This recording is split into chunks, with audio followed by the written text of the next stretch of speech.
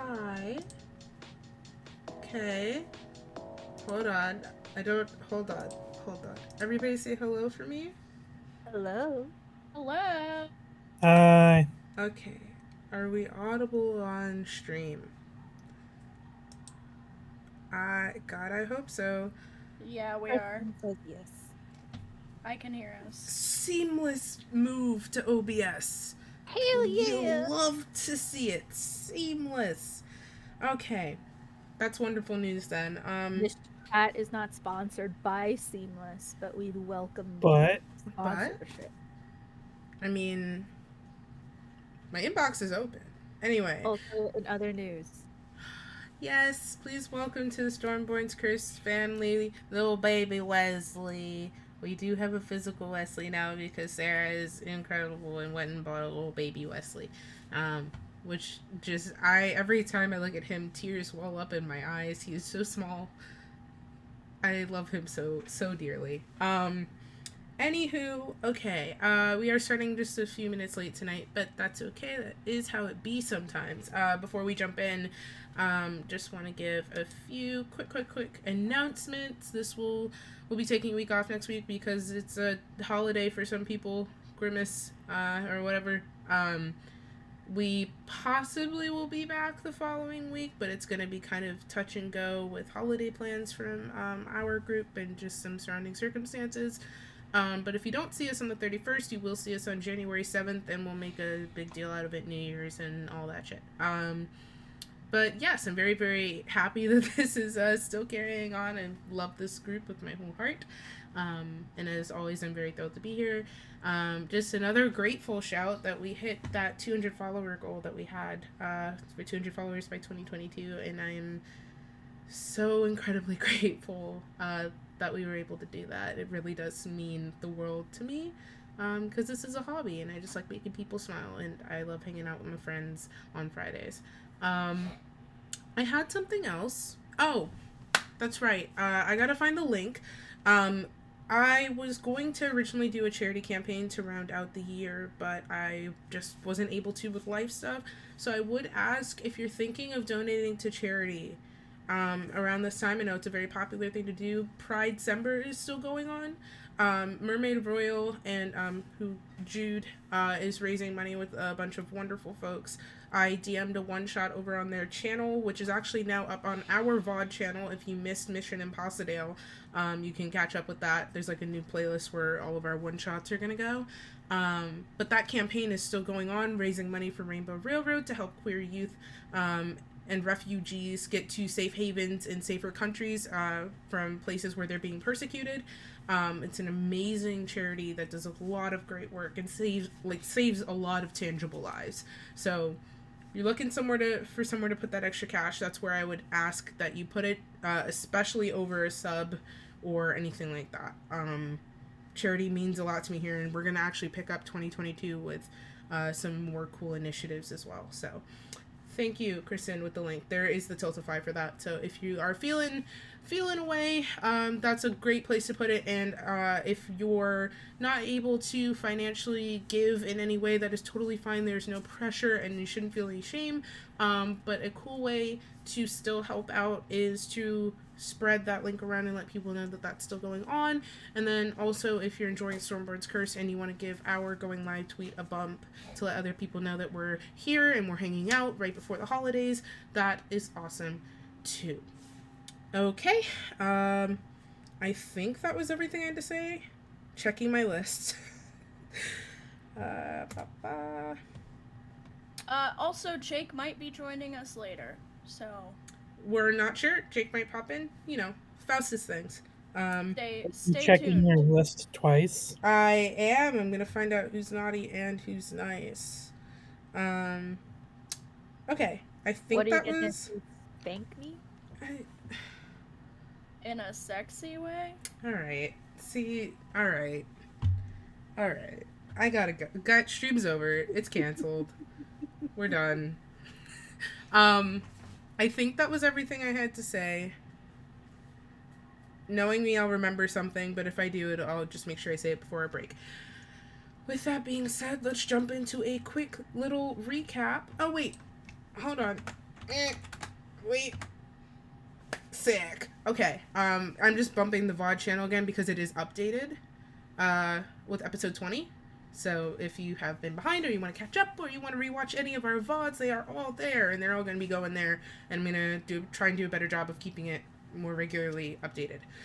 Okay. Not to be obsessed with this, but I have been just watching Stormborn's Curse VODs for the past week. I think I rewatched all of them. It brings me a lot of joy that you would. The dedication. Honestly. Yeah, it was for my own benefit because I do be forgetting. That's fair. I do be forgetting too, but you know. Oh, actually, I don't even know where my phone is. I just make it a character trait. That's a very smart See, idea. that is really smart, but Big there brain. are certain things that Raven herself showed interest in, so for her to completely forget about it is weird. Anyway, I'm gonna be trying to retcon those slowly as the campaign goes on. You know, it do be like that.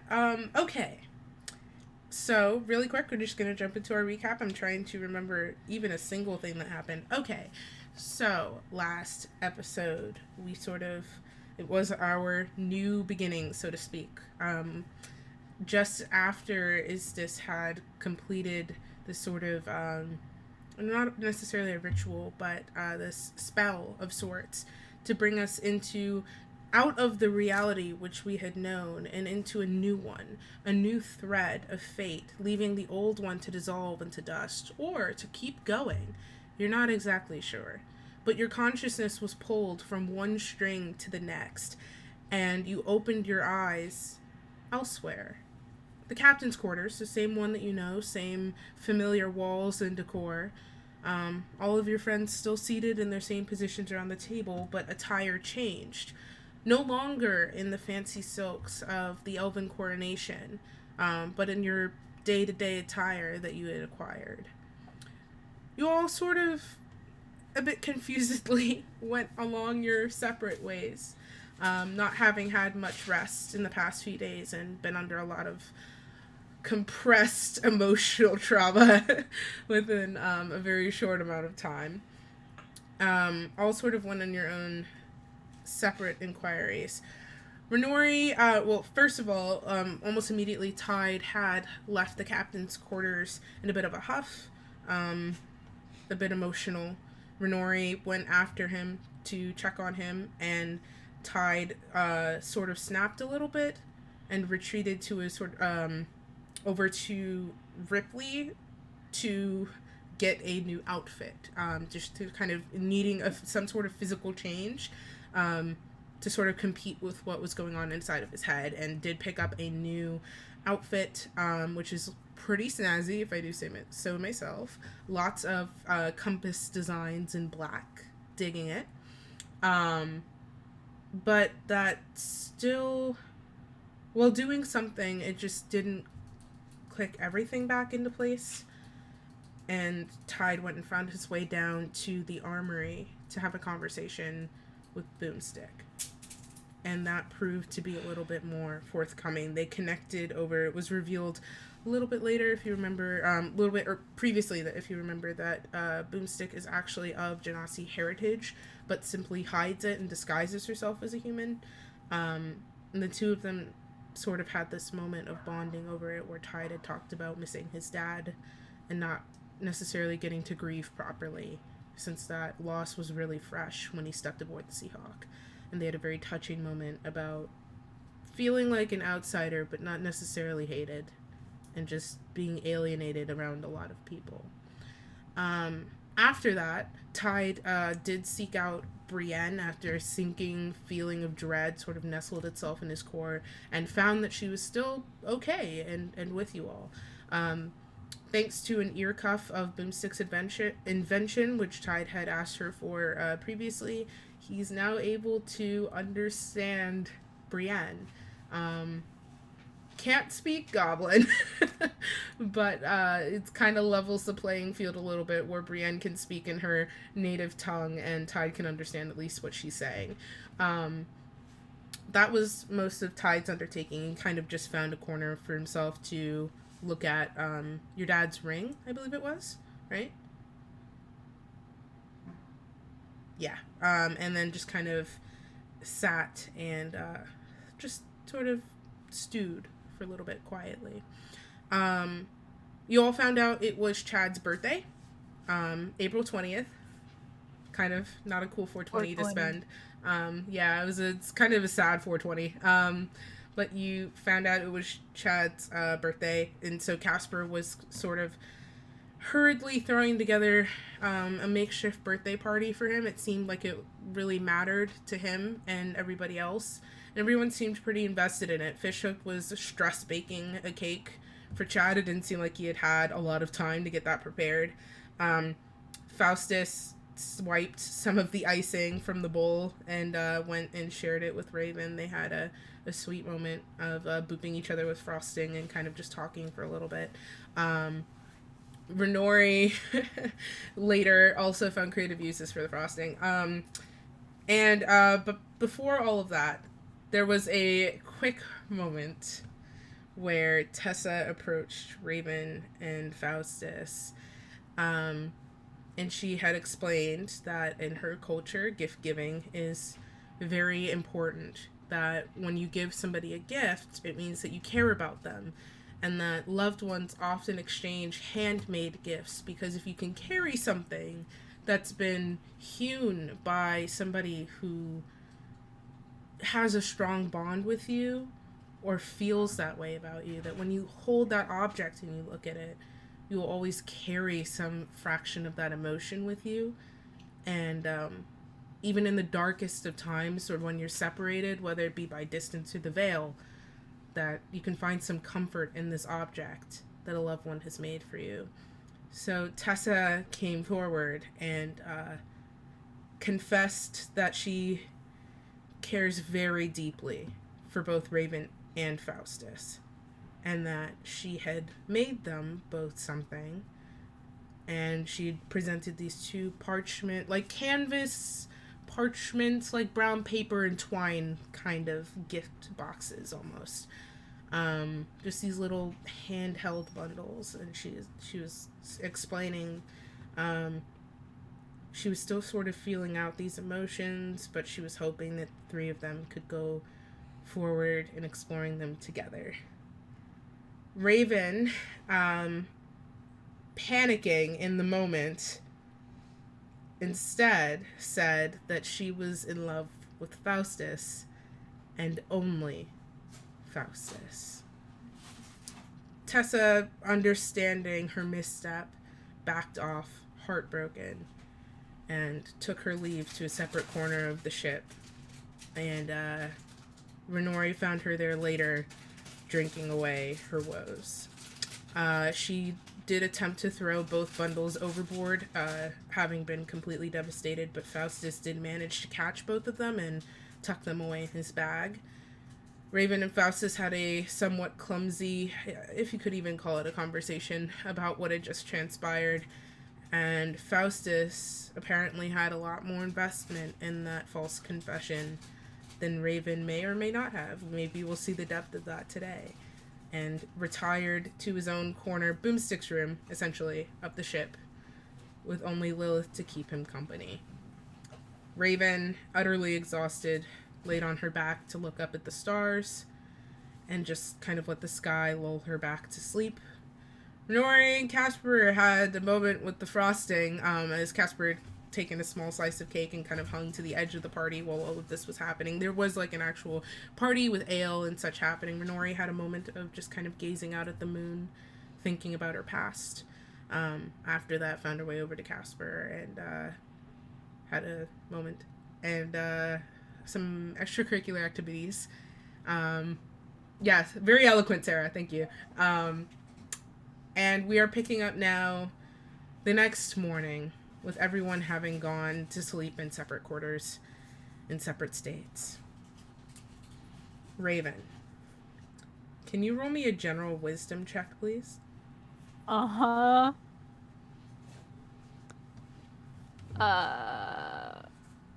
18. Okay. Raven, you're enveloped in darkness as you dream. Your consciousness drifts in a way that you're somewhat aware at the edges of your subconscious mimics the natural rhythms of the boat. But you have no bearings here. You just recognize you're in darkness.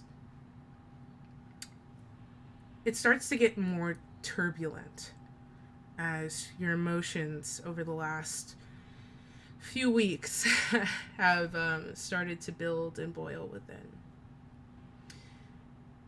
You start to catch flashes of images, but it's almost like you're looking at them like through a fish tank. Like there's just this, the darkness is just obscuring them so much. You're only getting shapes and colors. But then the image starts to ripple and becomes more clear to you. It is a memory, and a very fresh one.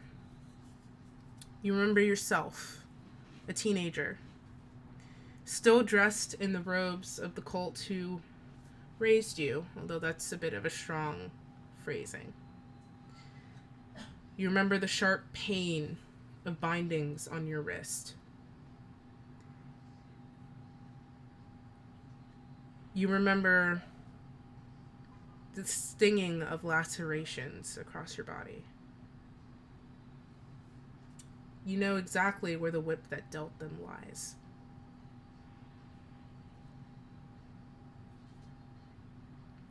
You're sitting sort of outside of the temple, which is a very rare excursion. You're not usually allowed to be seen anywhere in the public-facing front, let alone where that you cannot be seen by the elders of the cult. But there is sunshine, and the warmth is somewhat distracting from the pain. And as you sit and you look out at the trees and the swaying grass and the wildflowers that are beginning to peek up through the dirt, a thought occurs to you. What if I leave? It's terrifying. It snatches the breath from your lungs. You've never really sat and thought about it before. But it's there. What if I start over?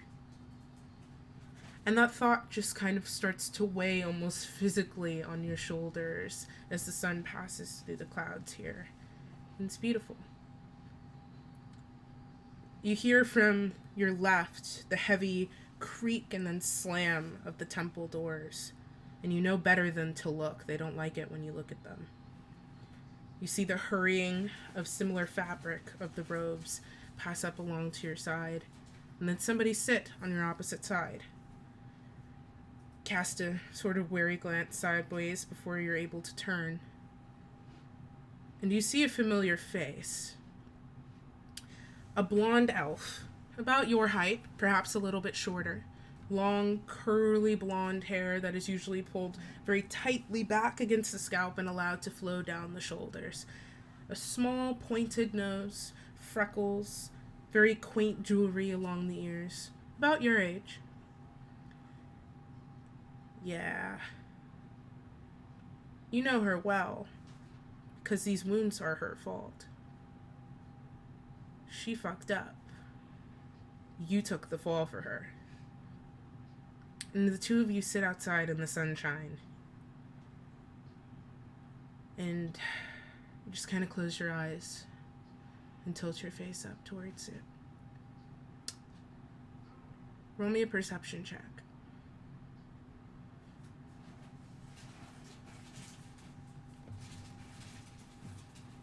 $17. Okay. Tilt your face up towards the sky. And you hear from the side where she's sitting just the faintest of whispers of, I'm sorry, Raven. One day I'm going to make this up to you. I swear. And the breath is ripped from your lungs as you open your eyes on the deck. It is probably a little bit later into the morning. I imagine everybody's pretty wiped, so you all probably slept in a little bit naturally.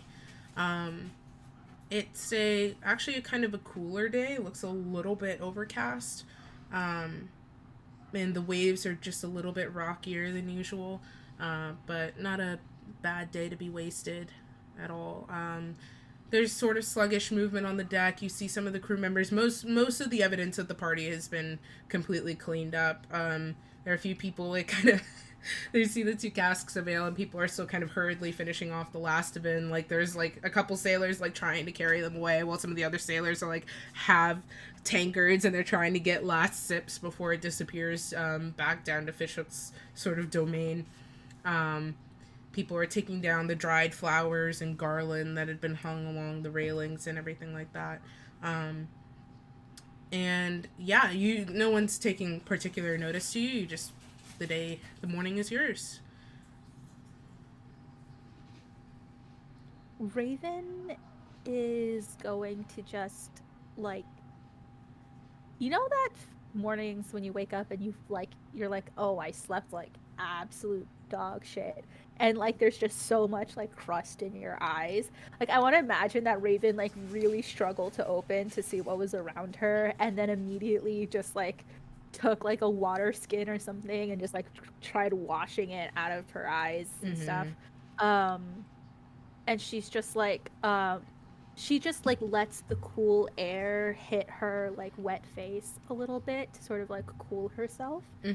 Um, and she just sits there with her eyes closed and takes a deep breath, and it's just like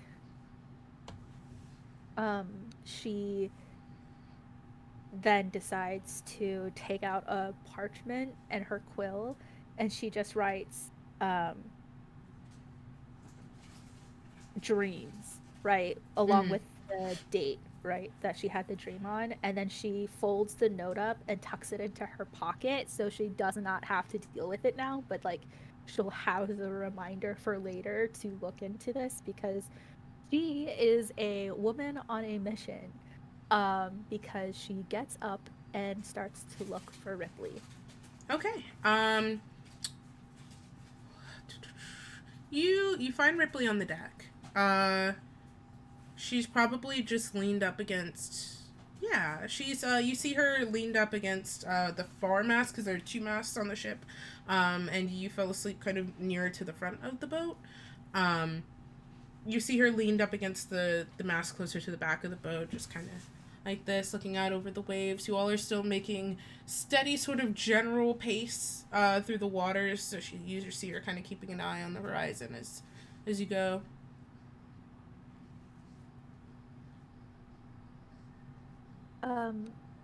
Hi. Oh, hey. Hey. I just wanted to check in on you. Been a little over like 2 weeks now. And everything with Bullseye and stuff, so, and also Laurel, just seeing how things are going with you too in that note. Um just checking in to see how that's all going. Well,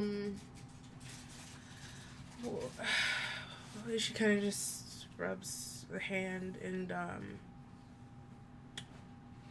she just sort of like she almost like deflates a little bit. I tell you the truth, it hasn't been super great. I always feel bad about talking about it, cause like you guys need stuff, right? And that's like my job. But she kind of uncrosses her arms a little bit so she can sort of like show you her arm a little bit. And the first time that she had an episode, let's put it, you sort of saw those impressions of chains on her body, like spectral, just being tightened to beyond any sort of humanoid resistance. You can still see those imprints into the flesh.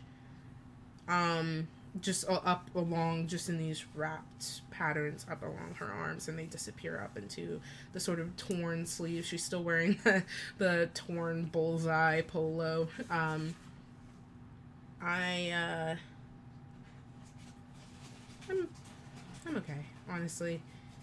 Yeah, it's kind of what I signed up for, you know. Do they hurt? Yeah. Yeah, they do. We'll get you out of it. I appreciate that, Raven, but Bullseye is run by some very powerful things and forces and people, and y'all are really amazing, but I don't know if that's the kind of force you could take down. This is probably gonna have to be one of those things where, you know, I take this on, and that's okay. I don't want that to discourage you all from getting what you need, but you know, I just have to, after our adventure is done, I'll just have to go and work it off. That's all. I knew what I was signing up for. I'll make sure that the others, that we make this something that's important to us. Thanks. You're more than just your job, Ripley. You see this just like, I don't even know how to describe it. Like, there's this flash of like something visibly clicking for her, and she just sort of hangs her head like, yeah, I think I gotta start working on believing that, huh? Yeah. Yeah. Laurel's cool. Since you asked, yeah, she's cool. We danced, and you know, it was nice. Yeah. Okay, good. Thanks for that. With your advice and everything. Yeah. Raven is just getting flashbacks of the night before. It's just like, you know, I'm not the best fount of advice when it comes to that thing. I'm in a bit of an issue myself, but that's not the point. But what I'm saying is that like I'll try, but I'm not like some sort of romance guru of any kind. I don't think you have to be. I mean, I don't think anybody really knows what they're doing when it comes to feelings and stuff. It's like pretty hard, but you reminded me to be myself, and that's not really anybody I've been in a very long time. And now I'm talking to a pretty girl that actually looks at me and sees me. So I'd say you're pretty reliable, Raven. Give yourself a little bit more credit. Getting emotional about Ripley. Okay. Raven just gives a very sweet smile and says, "Wonderful getting to know you, Ripley." Thank you for letting me get to know you. Oh, wait, before I forget. And she kind of like turns to her sleeve and rips off a little bit of fabric from it. She goes, "Okay, I can't do this myself, but I know you've got your little crab friend, and I thought it'd be cute for him if he wants a bandana. I don't know how crabs work. Everybody's got a cool new outfit now, and, you know, yeah." Raven already kind of has Wesley out, and she's just like, "What do you think, Wesley? You want a little bandana?" He kind of perks up and looks at it and goes, "I mean, yeah, I would love it. I feel like I'm gonna cut it if I try to tie it myself. Can somebody else And Raven will like lift Wesley as high as she can so that Ripley can like Okay. tie this. Ripley looks terrified because of the size comparison of Wesley to her, but she ever so delicately ties this little bandana and rests it, and it kind of just comes to sit with like a little dip below the eye stalks, resting in a way where it wouldn't irritate him. And he just sort of like, I feel really good. I feel like an adventure. How's it look, Raven? You look good. Yeah. He kind of does a little celebratory click. And Ripley's just kind of standing there like, he's so small. Puts Wesley on her shoulder and is just like, thanks, Ripley, and starts to walk off. Okay. Ripley's just in awe of this little guy. Okay, so that's Raven. Let's go over to Tide for the morning. So Tide, you kind of just spent the rest of the evening in your hammock, if I was correct? Right. So, everybody's kind of waking up around the same time because everybody's fucking exhausted. So, like I said, it's late morning. You're still below decks. Some people are hungover. Some people are still drunk. Yeah, some people are hungover. Some people are drunk. Everybody's just emotionally wiped. Below decks, you can sort of feel the little bit of... And I imagine just because of, you know, your heritage, I think you're a bit more in tune to just sort of how we notice the natural gravity of things as we move around and everything in our environment. You sort of pick up just a little bit of faint extra motion below decks. Not many folk down here. Most people are above deck getting ready for the workday. It looks like everybody had a sleepy start after last night's festivities. What you doing? So Tide did not drink last night. No, he did not. And his eyes are going to like bolt open. And he's going to sit up on the side of his hammock. And he's going to immediately look around. And he wants to find if there is just kind of a general map, like hanging on the wall, like a paper map. Anywhere. You don't see one on the wall in here, no. Okay. So he's gonna get up and not like run, but walk very quickly upstairs and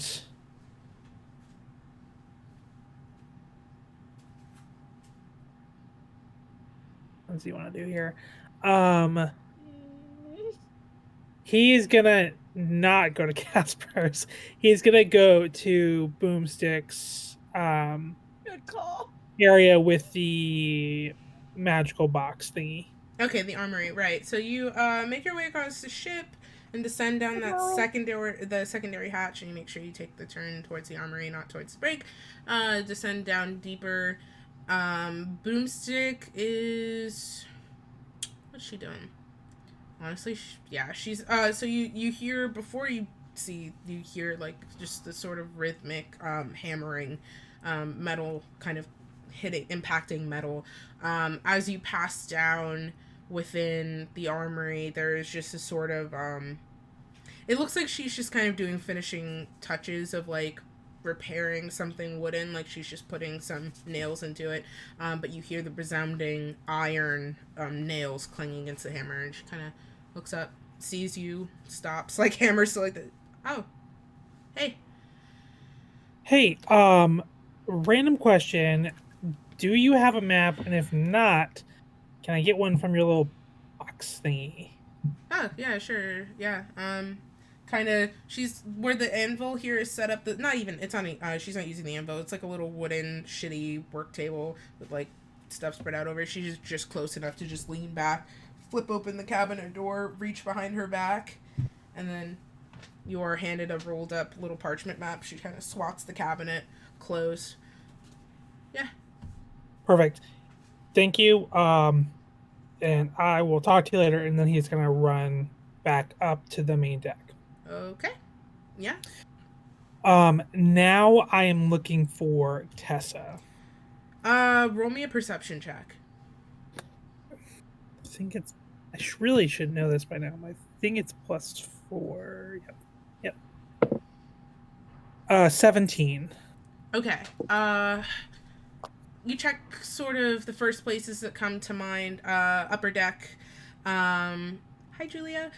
You kind of look around, and it's hard to see at first, but as you sort of, you kind of curve around the back of the ship, almost wanting to just toss your hands up and give up, but you spot a little mound of blue in the corner that you recognize as familiar, and as you look a little bit closer, you spot, covered by a cloak, Tessa's sort of bundled form in this tiny, uncomfortable space. There's like this arrangement of crates of various sizes that have been roped to the deck, like there are hooks in the deck, like closed hooks, not that could hurt anybody.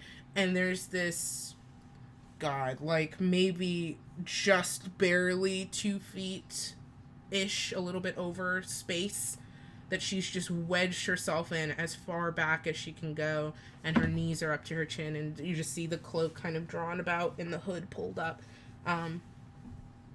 She doesn't really respond to you approaching. Tessa. Tessa! Oh, hood drops. She looks like shit. Just deep bags under the eyes. Her hair, which it seems like at some point, usually she's been kind of keeping up in a bun. It seems like she let just the curls down for a little bit, but they didn't lay well with how she slept. Wide, just kind of frantic eyes, like, bloodshot eyes. Tide, good morning. Fuck, what time is it? Doesn't matter. What can I do for you? And he'll hold up the map. We got work to do. Let's go. Right. And she kind of uncomfortably wedges herself out from the boxes, like, scrapes her arms against the railing in the boxes so that she can plant a hand on the railing and one of the crates to pull herself up.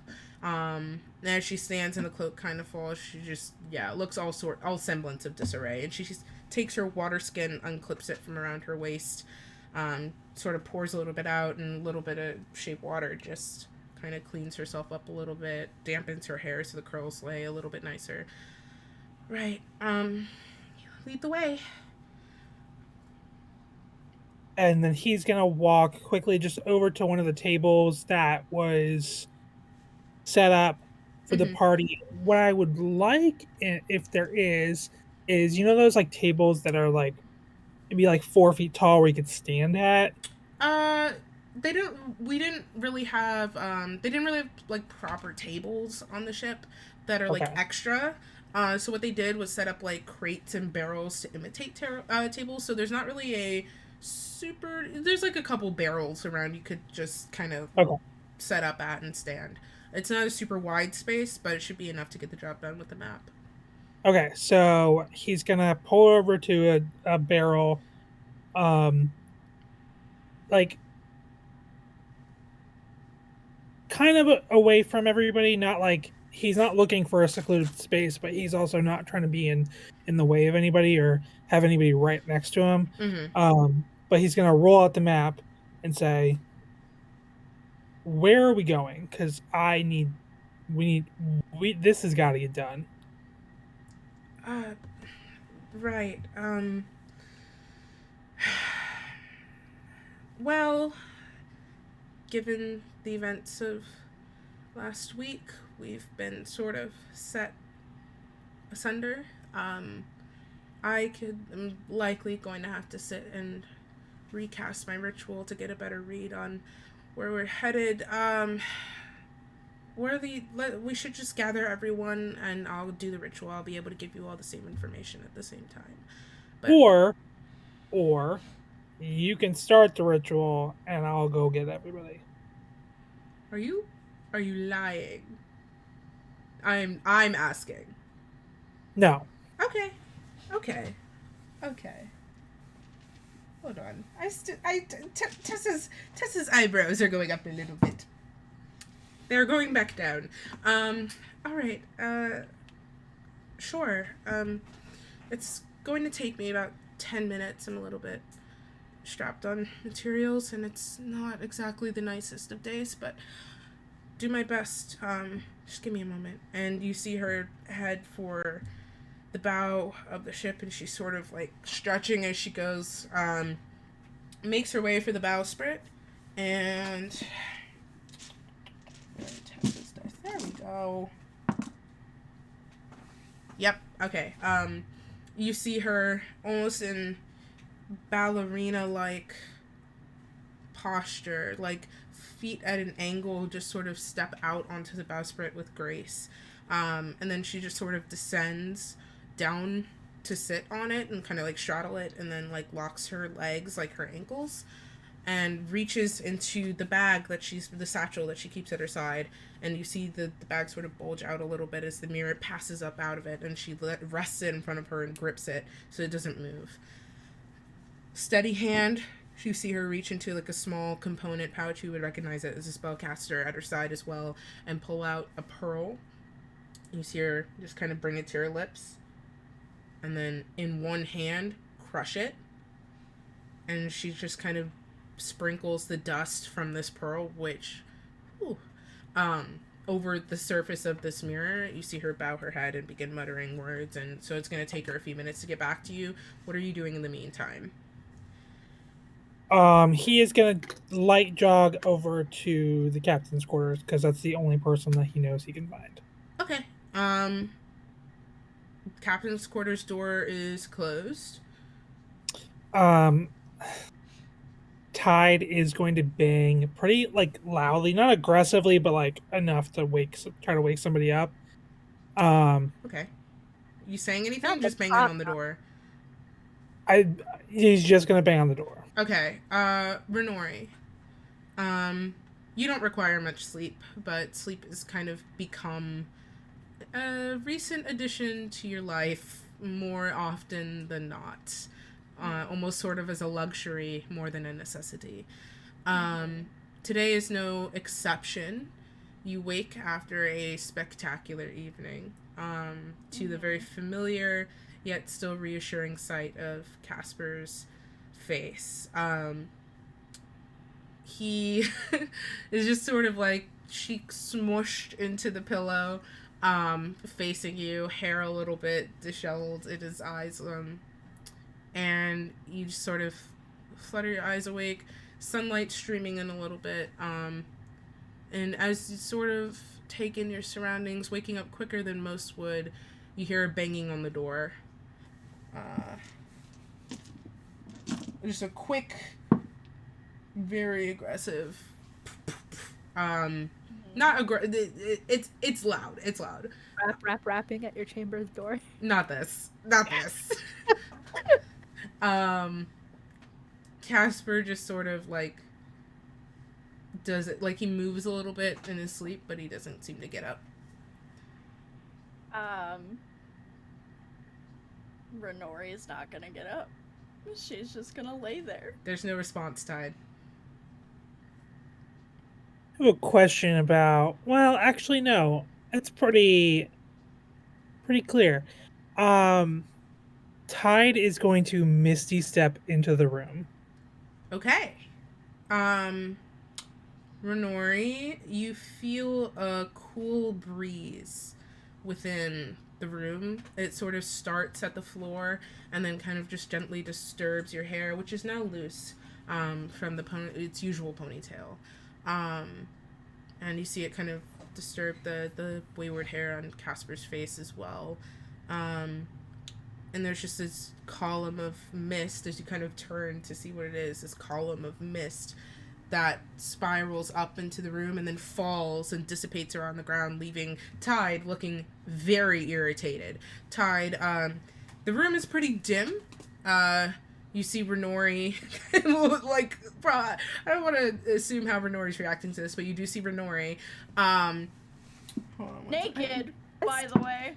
Yeah, well, I mean, you've got covers. You've got you've got covers. Yeah, I know, but like you can tell there are clothes under them.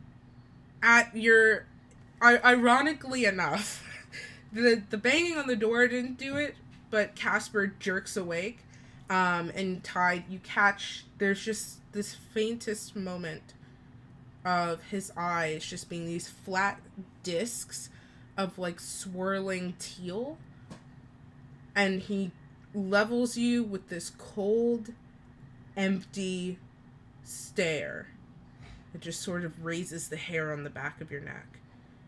And then sort of jolts a little bit, and you see the confused, like, half awake Tide. Respectfully, what the fuck, man? Wake up, we got work to do. And he's going to turn around and open the door and leave it open as he leaves. So the sun comes in. Renori, the sun starts to stream into the room. Casper just, like, groans and his head hits the pillow again. And hold on, I want to see if he do this. Hold on 1 second. You see Casper's arm, he just kind of raises his arm a little bit, and there's a flick of the fingers, and the door shuts again. Don't you have a lot? Like, is there like a way to make sure that I locked it. It locks from the inside, so if but he like fucking teleported in here. You need to like get a sigil or something to stop that shit from happening. I probably do, but I've never been super savvy with magic. Fuck. Also, what the fuck is his problem? Why is he so antsy? Wake up! Shut the fuck up, Tide! I honestly, everybody's seemingly on edge as of right now. A lot of, I don't know, everybody's... Do you think it's, the events that have happened recently? I mean... the aggressive typing really made that. Maybe? I mean, which of them specifically do you think might be having this impact on Tide? Roll me a deception check. Okay.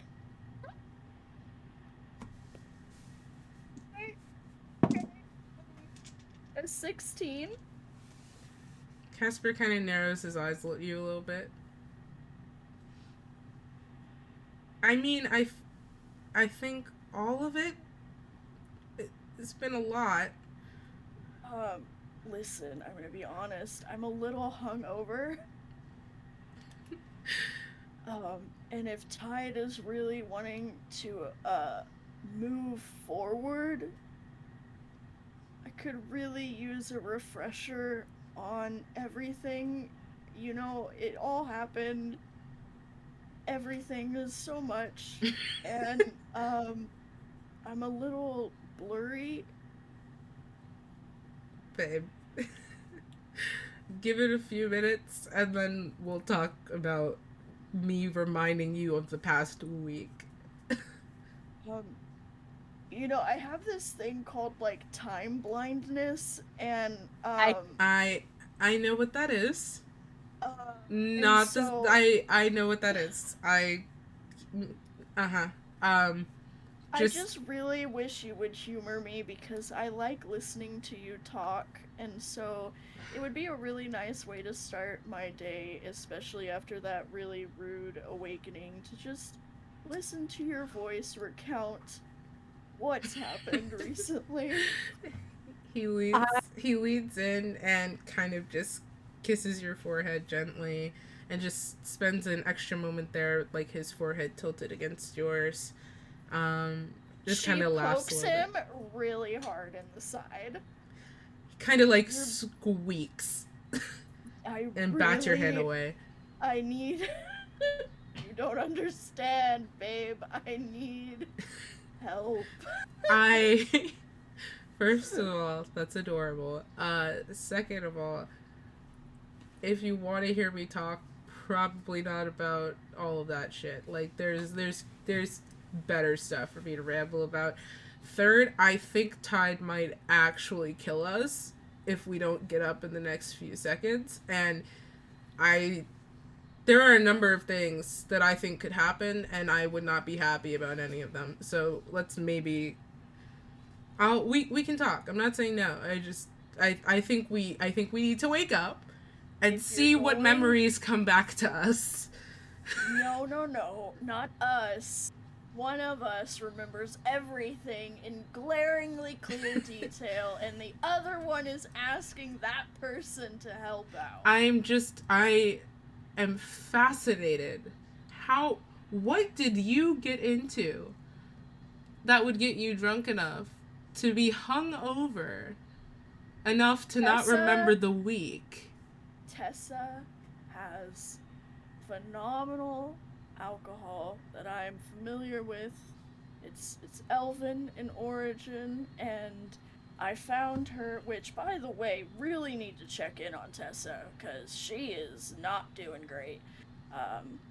And anyway, I got to drink some of her phenomenal alcohol with her as I consoled her, and, you know, I would argue that that's what gave me the courage to approach you last night, so... Also, if we go out and talk with Tide right now, I'm going out naked. So... Ooh, I'm torn. Torn?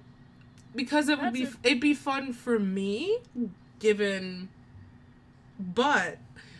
all of the other parts about it suck. Counter offer, you stay naked in here. Yeah, but, like, that's part of the whole, you're trying to get us to go out and...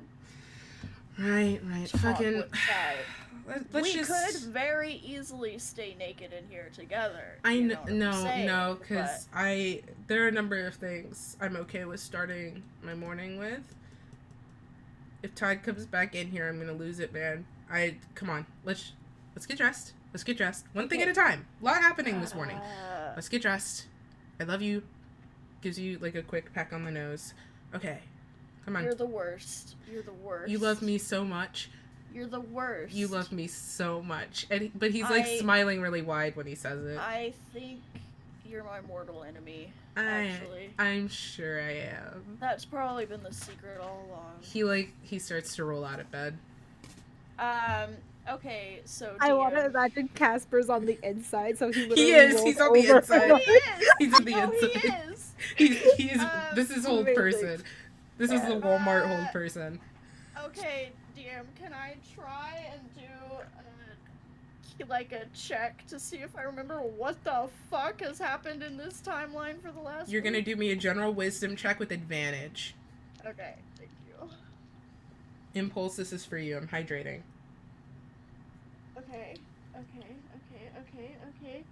Okay, so that's a dirty 20. And you're just recalling the general events of the week? Or yeah? What, like, just like what big, like, you know, kind of more monumental things may have happened that would affect people in any kind of, you know, powerful way. Okay. You sift through, you kind of retreat into your mind. And you start to sort through some of the memories that are sitting there. And most of the surface ones that come to you are of the life that you've left behind. But you recognize how to sort of consciously, not by straining, but by sort of giving in, release the walls in your mind to progress further in. And it comes to you in bits and pieces. Something with Tessa, Faustus, and Raven. Not the big argument, something else. You recall...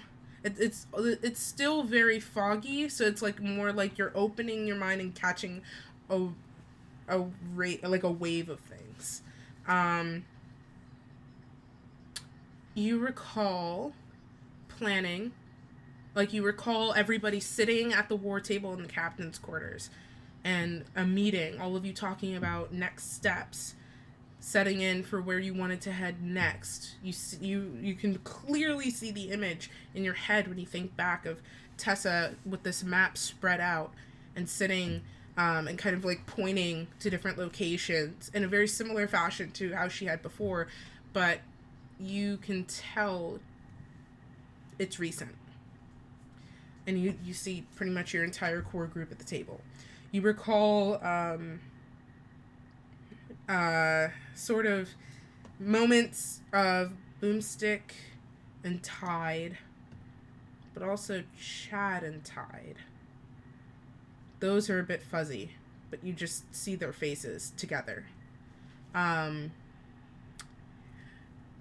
You recall a storm.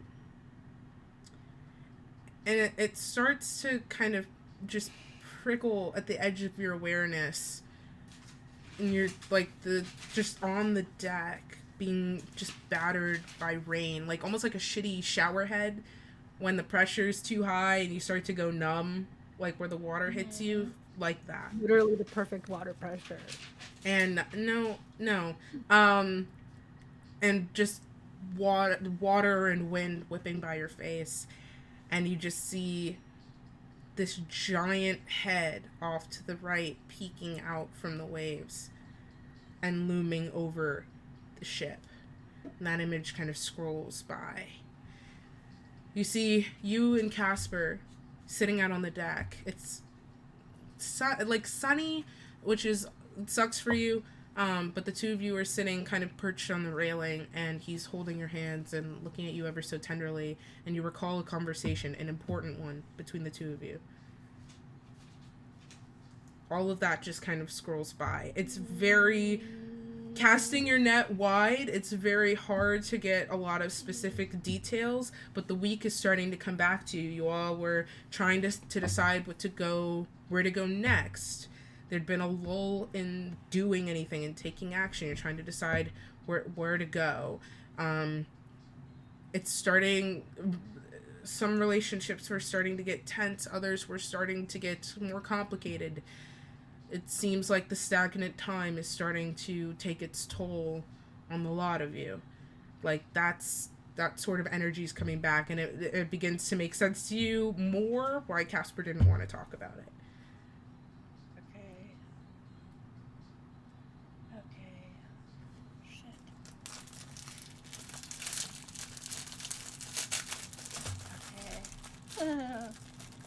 I'm gonna have to think about that for a little bit. Okay, yeah, Renori's gonna... At this point, because I imagine that was relatively difficult to do. Like, it's you know how, like, people are like, you can only be tired if you do physical labor, and it's like... Which is not true, but okay. No, my brain hurts so bad. So she's, gonna already, first thing in the morning, feel a little wiped from that. And so she'll groan and visibly look... In a sexy way? No. And visibly, damn it, look unwell. And Casper especially would notice because he probably he knows her the most intimately. Yeah. In a sexy way. Ain't that the truth? And she looks like I would say maybe the closest thing is just like super nauseous and unhappy. And so she'll get out of bed and get dressed. But she's gonna take her hair fully out of the ponytail and just keep it down. And that's just a choice. And finally, like, she's visibly, like, trying to psych herself up to deal with whatever is on the other side of the door. Okay. Because she is acutely aware that, there's only a few people here that know about the changing hair. Well, yeah. I know. I know. And so she's not at all ready and doesn't want to go out because now she's grumpy, especially because of all of those flashes through her mind, and she's like, shit, what was all of that? All of that feels horrible. And so she'll turn to Casper after she finishes like pulling up her boots and everything. I don't want to go out there and do this right now, but I'm going to because it feels like I don't have a choice, and that actually only makes me hate it more. He kind of right where I imagine you're like sitting on the edge of the bed. Is that fair? Yeah. Yeah. So he comes like right in front of you and then crouches, and just sort of like cradles your face and is between his hands for a moment, and then just kind of sighs, brushes the thumb over your cheek. Honestly, me neither. But we're gonna get through it. Also, and he kind of like, you see his eyes visibly track down the hair and then go elsewhere. You look gorgeous. Always do. Thanks. You're not too bad yourself. I'll take it. Red Bane. His last name, y'all. That is. It is the man has a last name. No, I know. The way you said it is just so endearing. The look on Sarah's face registered to me as like a, why are you calling him that? No, I was just like, it was definitely where did that come from, but more like because you've literally never done it. Never called him his last name. We've called him anything but his name for the first half of this. Yeah, I know, but Renori try new things. People on her toes. Yeah, know? That's true. Respect. Anyway, yeah, so she'll stand up and purposely kind of push him back onto his butt since he's crouched in front of her so she can stand up. Anytime you want me to step on you, I can. And then she'll like walk out. He clutches your hand and kind of pulls you back to like stand in front of him. And he just sort of like shifts so he's more like on his knees, but like not leaning back on his heels, just kind of up more. And he goes, no, you can't make that kind of promise and just walk away. You literally just said that we have to go, so we have to go. And Renori's gonna snatch her hand away from him and walk out. You see him have this moment just like, like, fuck. And he kind of just rolls his eyes, gets up on his feet, like he really doesn't want to go outside. I bet he really doesn't now. He does not. You catch something different about the captain's quarters on the way out, and you catch it, just because of Casper. Like you kind of like take one last glance to make sure this fool is following you. There's a mirror in here now. Just like a standard like tall mirror on a wooden frame. It's got like golden filigree at the top and the bottom. There's never really been like that sort of fixture in the room, but it's just kind of in the corner, and you see Casper like he's like sighing and making a big production of it. Like you see him finally like kind of doing up the lace on the top of his shirt, but just like a little bit as usual, tucking in his shirt, his pants, all the usual. Sorry. Yeah.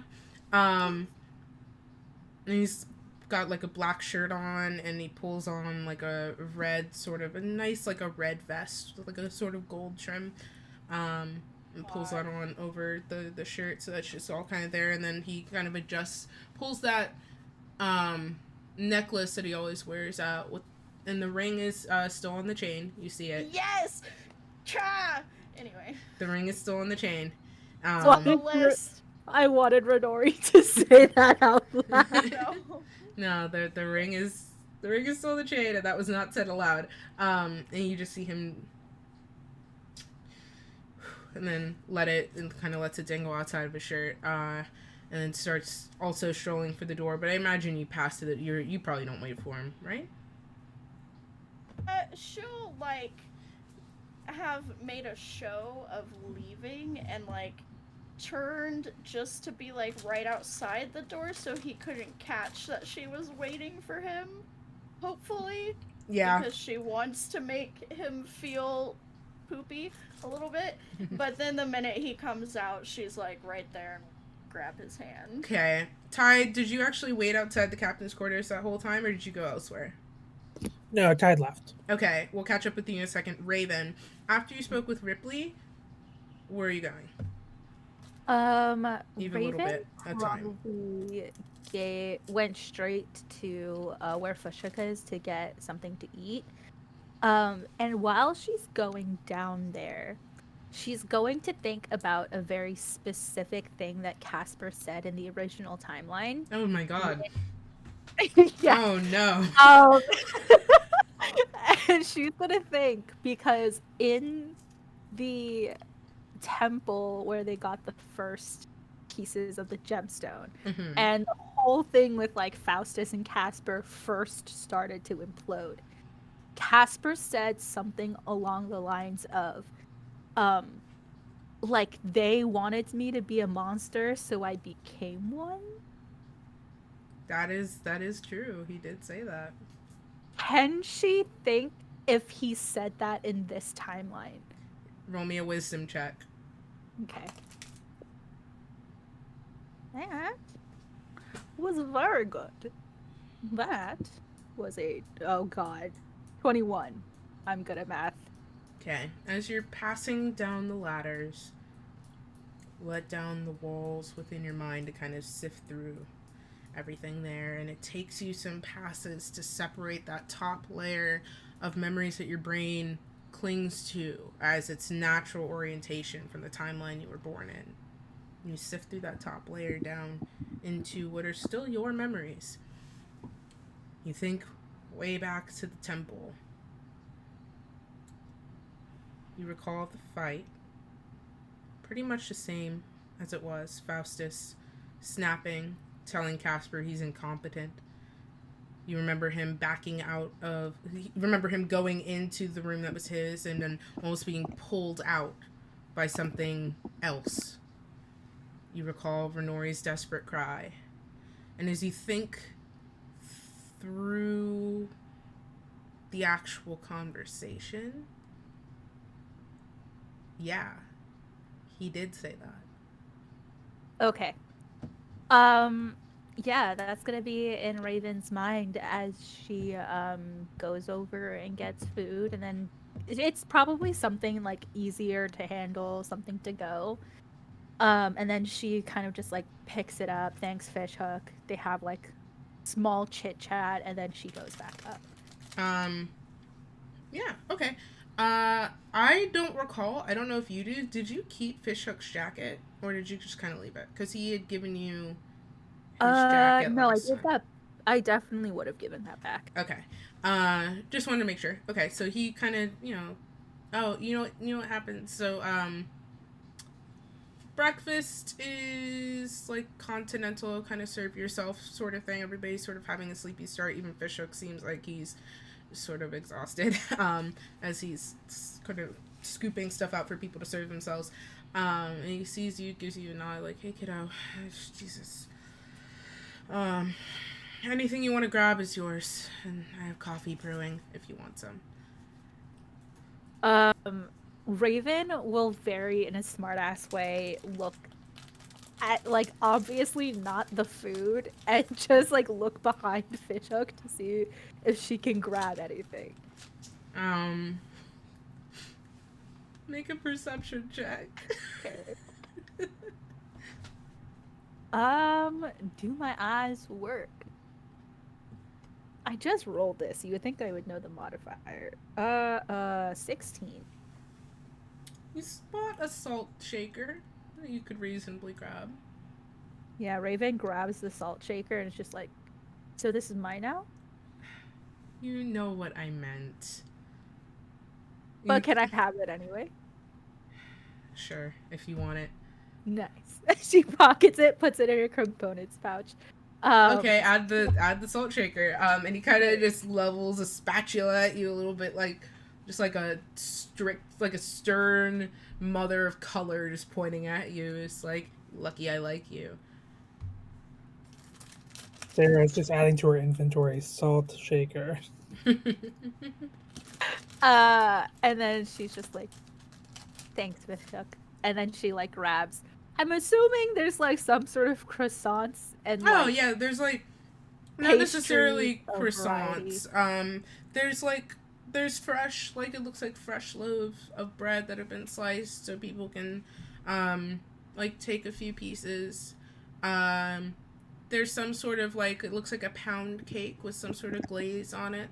And little pieces as well. There are some very rudimentary donuts. Mm-hmm. Yeah, you can just like snag some carbs. Chunks of bread, and I'm assuming there's like jam or whatever out as well. Mm-hmm. Yeah, little glass jars.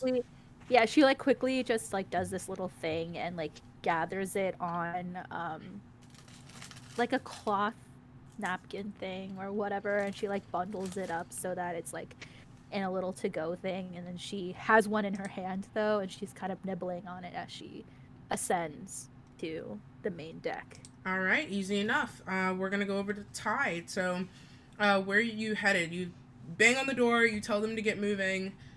No response still necessarily from within, besides for Nori's. I think you said like fuck you, Tide, right? I think I said fuck off. Oh, Tide. fuck off. Okay, yeah, close enough. I think you said shut the fuck up. That's what you said. I don't know. There was a fuck in there. I said fuck something. Tide, you get that. Where are you headed afterwards? First of all, rude. Secondly, he is going to be looking for Raven. Okay. Raven is probably coming back up onto the deck as this is happening, so it's easy enough to spot her.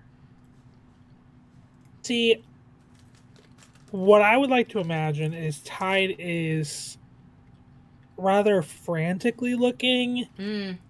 And by frantically looking, I mean he's not really looking. Like, he's looking, but he's not looking anywhere that he should be. So I think Tide is going to be walking at a brisk pace and actually run into Raven. Raven, you've got like the bread with the jam in hand, and you're kind of going on a perpendicular, like widthwise across the ship for a minute as you come out of this out of the hatch and kind of find a nice place to just sort of stand. It's overcast, but there's one of those moments where the sun peeks out from the clouds and there's just this like lovely ray of sun for a moment. And that ray of sunlight feels a little bit familiar. Just for a moment from the dream you had earlier. And as you kind of just stop for a moment, you are collided into from the side as Tide plows into you. Oh, do you want the number? What is it? 15. Okay. Something clouds your periphery. Mm-hmm. And as you start to, you see Tide just barreling. What are you doing? Yeah, Raven will want to try her best to move out of the fucking way. She's like... You step back. Like, yeah, she like... Just one comically large step back. You're out of the path, Tide. You want to roll me a perception check, buddy? Sure. Let's see if Tide just zooms past her.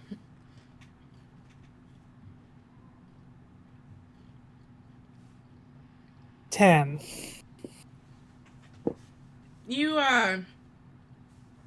plow on a straight line past the hatch where the galley is, and you don't see Raven.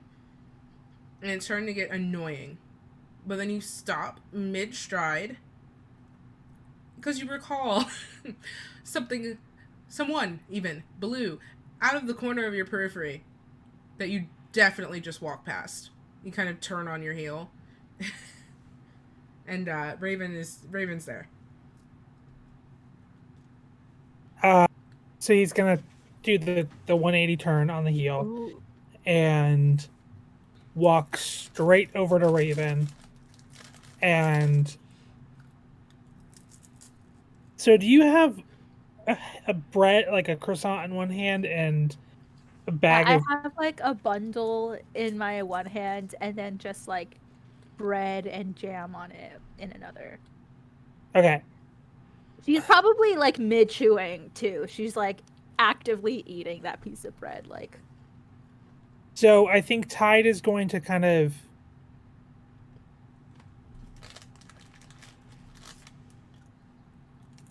grab her arm, not like aggressively or anything, just like kind of grab it, the hand that she's eating with.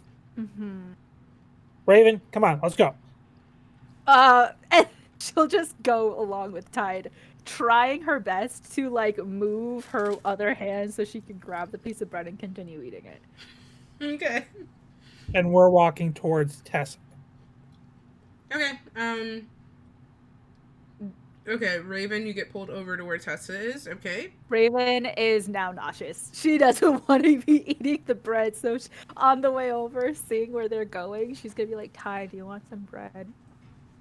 Oh yeah, great. And he's just gonna grab a chunk of it. Yeah, she like has opened it now, is like offering it.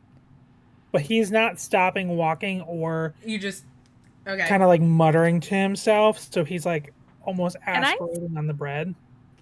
can I hear what you're muttering? I mean, Like you're right. like along the lines of what? You're right next to each other. I imagine you get bits and pieces. You don't have to say everything. Just general spark Yeah. notes. Like, what's the Ultimately, so he is really just focused on just trying to get this done, and like he's kind of muttering about how like they started this for a reason, they keep getting distracted, and this wasn't even the initial mission that they were sent on, and um they need to stop taking on so much stuff, and Tessa needs to tell us where all these stones are so we can finish this task.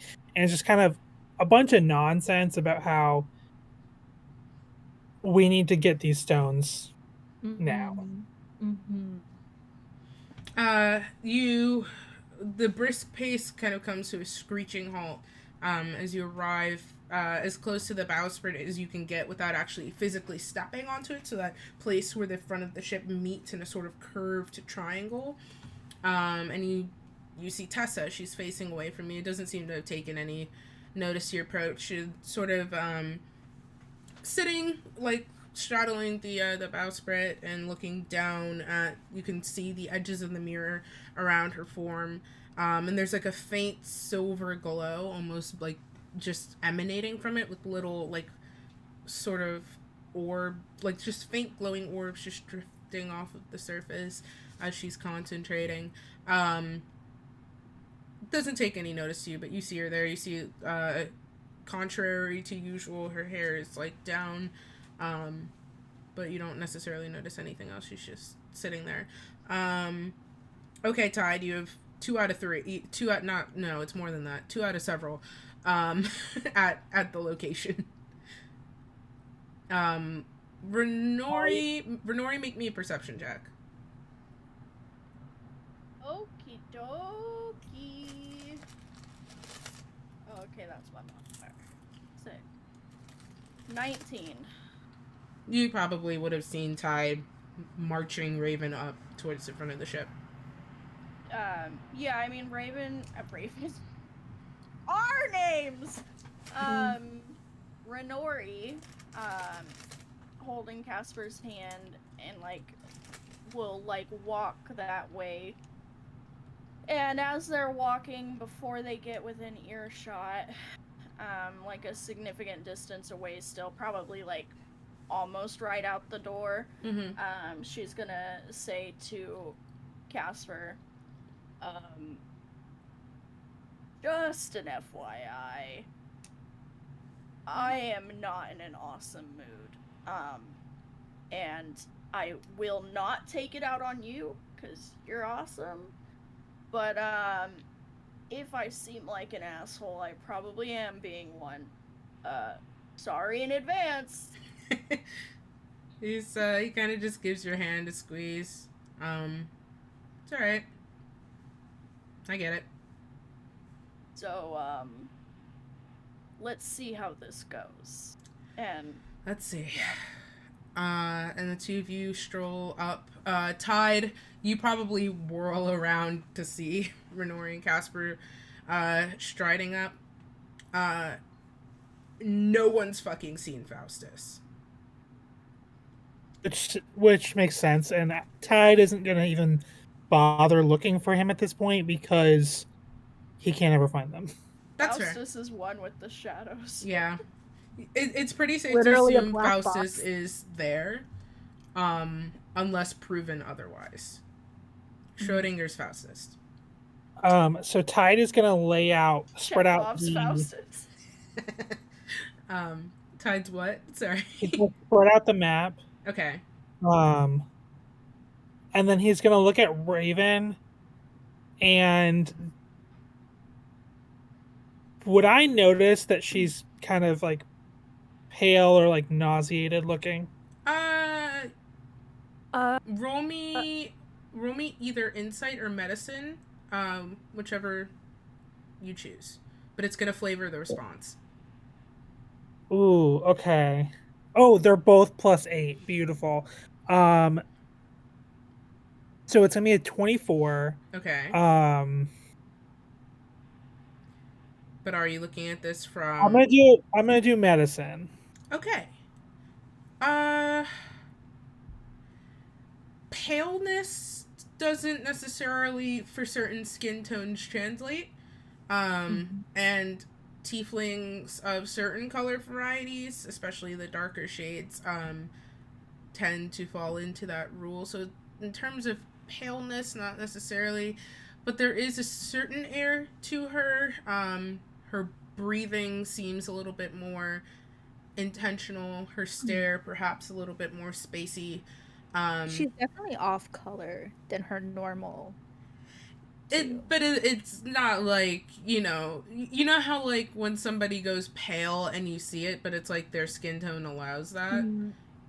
I think it's more like, sure, it's not necessarily paleness. It's like her skin tone looks grayer than normal. Like she's just not feeling well. That's fair. She doesn't look great.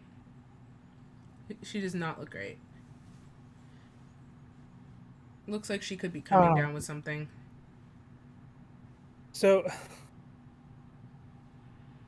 Tide is gonna look at her and go, "What the hell is wrong with you?" And then he's gonna shape water to like splash her face. Not a lot of water, but like kind of like just a splash in the face to kind of like cool her down. Every timeline Tide throws water on Raven.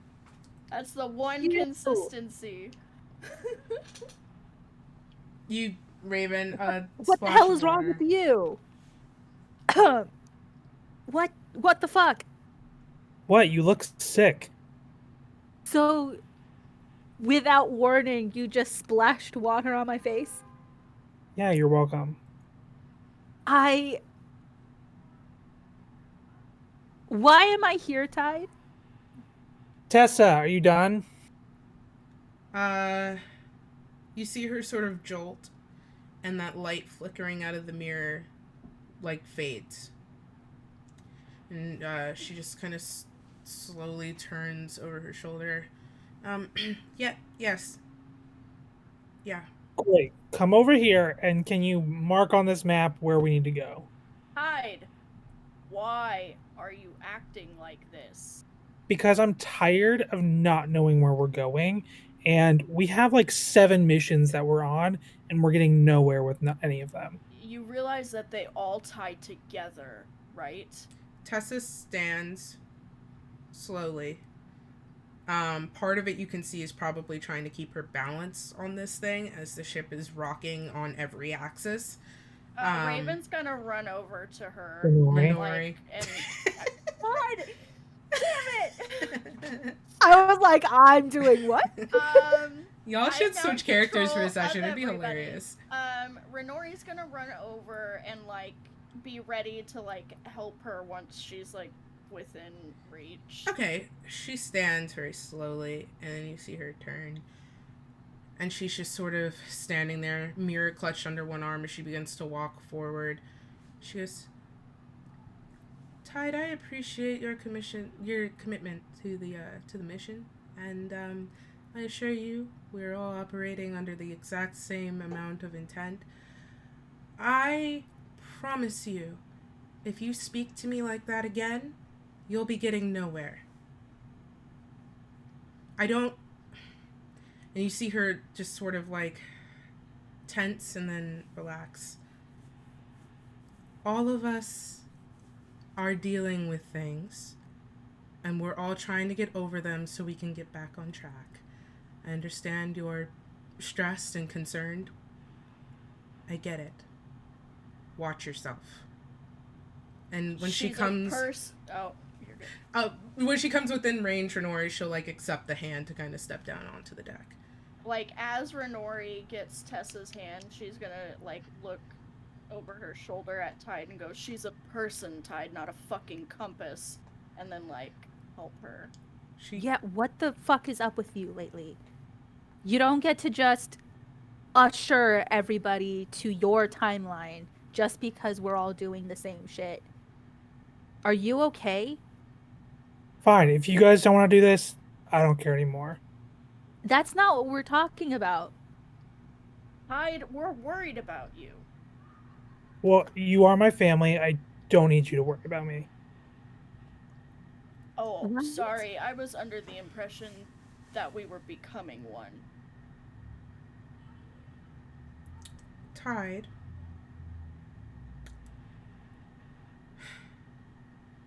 Do you remember a few days ago? Oh no. I don't know. You remember a few days ago when we had a conversation about family? This is not funny, but the fact that I know you're gonna have to think about it is really great. Roll me a wisdom check, please. It's just do I do my modifier? You add your wisdom modifier, like it's a straight Okay. a wisdom check, yeah. 14. Okay. I'm gonna go on with Tessa again, and then before I tell you with what happens, we had a conversation, and I thought that perhaps we'd grown a bit closer, and we'd come to a certain understanding. Am I wrong to assume that? And as you kind of furrow your brow a little bit and the thoughts come to you, you do vaguely remember talking to Tessa. Not you, but you, of course. And it comes to you in a similar conversation to the one that you had with Boomstick. That you told her about your dad. A lot of the details of the conversation are still sort of fuzzy. You're recalling this more on need in the moment than a genuine concentration on the details.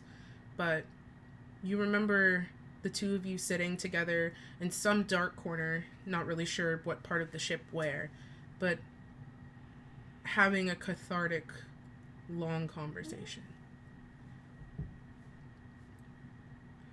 Tide, This is tied a splitting headache. Yeah, I imagine. It's mood. Tide, listen, like I said, we're all under a lot of pressure, but you especially, and I understand that. Okay? I understand wanting to do something about it. Yeah? But you can't force puzzle pieces that aren't going to fit, friend. Okay? I'm sure there's something else tangible we can do that'll afford progress, or we can focus on this. Okay? I want to afford you as much peace as I can. But everyone, and she kind of casts a cursory glance out, and her gaze shifts very quickly away from Raven, back towards Renori, and then towards Casper, and then back to you. Everyone seems a bit on edge at the moment, including yourself, including myself. Let's all just take a breath. Okay. Maybe at the very least, Tessa, you can share what you gleaned. Of course. You don't necessarily have to panic about what's next, but if we at least have the information,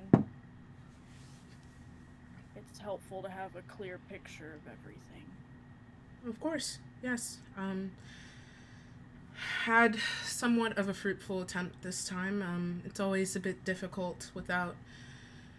It's always easier to complete this sort of ritual at night with the privileges that moonlight affords, but I was able to get something. I caught a series of general images that are... I can feel a presence acutely matching a stone in each. Some of the images might not be extremely helpful, but I'm hoping with our combined heads put together, we can maybe actually pin down a specific location. So I apologize in advance if any of this is frustrating. I We're looked a as family. closely as I could. We figure it out together. And Renori, like, side eyes tied. Right. Okay. And I'll go slow. Okay. To begin, I saw this sort of crashing field of flame. It looked almost like the sea, but as though it was burning. I remember a black sky dotted with embers where the sun poked through and it was red.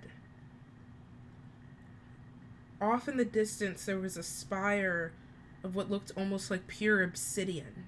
Just this towering peak of black rock. I just remember smoke burning my lungs there. That one was only a glimpse, but when I looked back over the crew, I saw most people holding a rag to their noses like they needed it to breathe.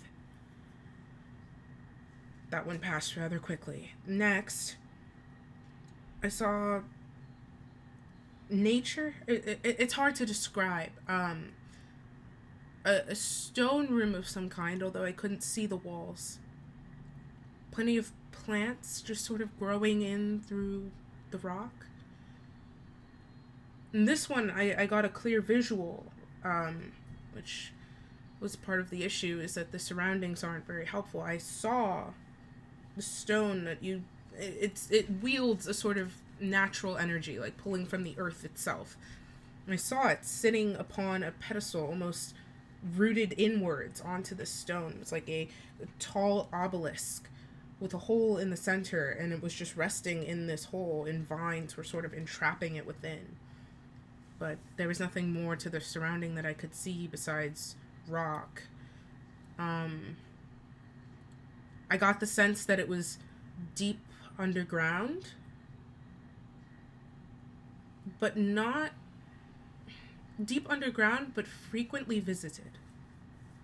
I didn't get the sense I was somewhere undisturbed.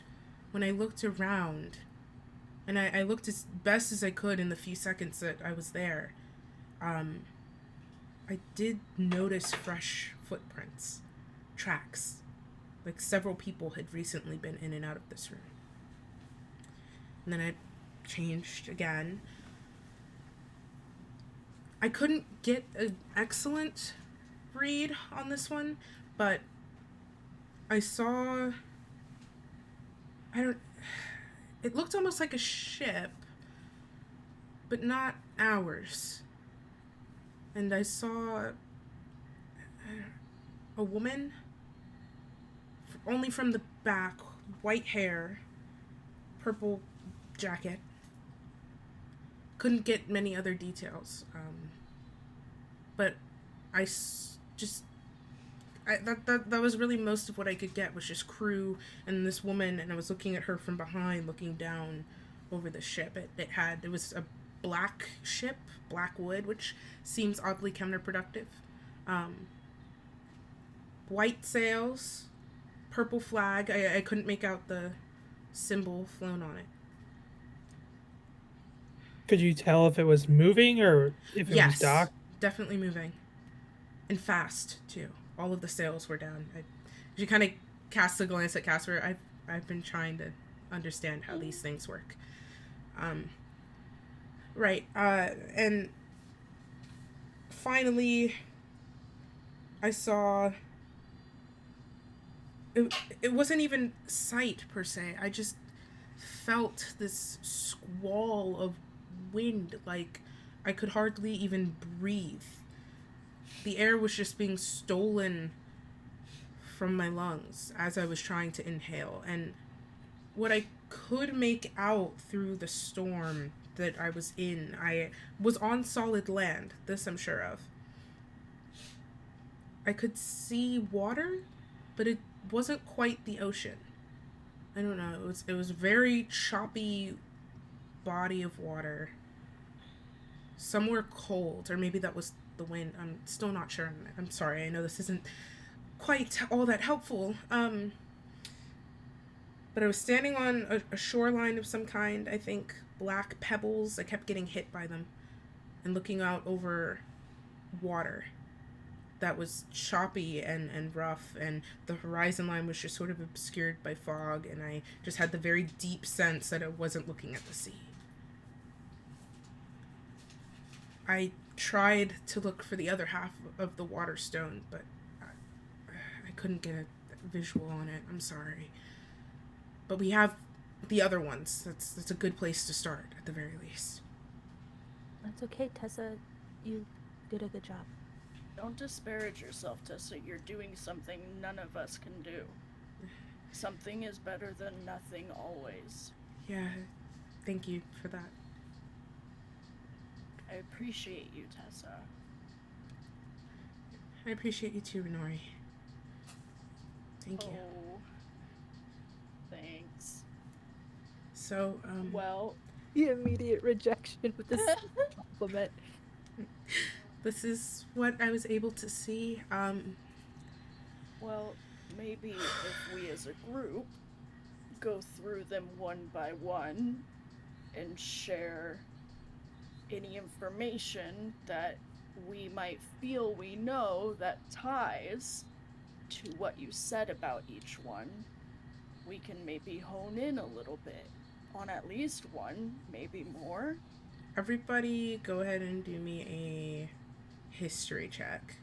I'm gonna see if you can get the general lay of the land of where these things might be from across your scattered backgrounds.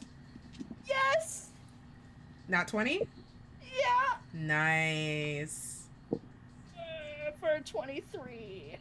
Okay, I'm gonna roll for Casper and for Tessa. So we got a 23. Raven, Tide, what'd you get?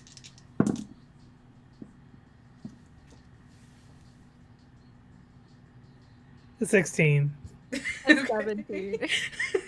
Not the standoff of who shares their role first. I thought I lost both of you. I was like, oh, no. Okay. 16, 17, 23. Okay. Tide and Raven.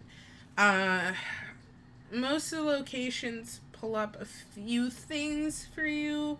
You have some scattered guesses, but you're not especially confident in any of them. The first description of this sort of choking smoke and embers evades you entirely.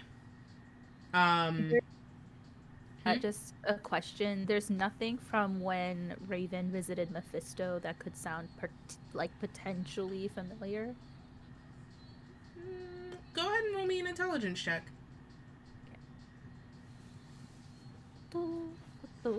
Just straight intelligence would be a 19. Okay.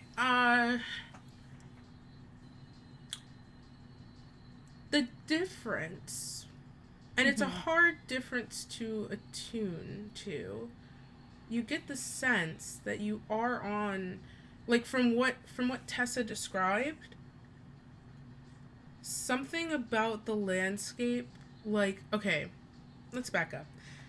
Basically, to put it shortly, right, the Nine Hells has a lot of different locations, especially as you pass down within the circles. But the one key difference is that you cannot, on any of the planes, see the sun. And she described being able to see the sun, although colored red.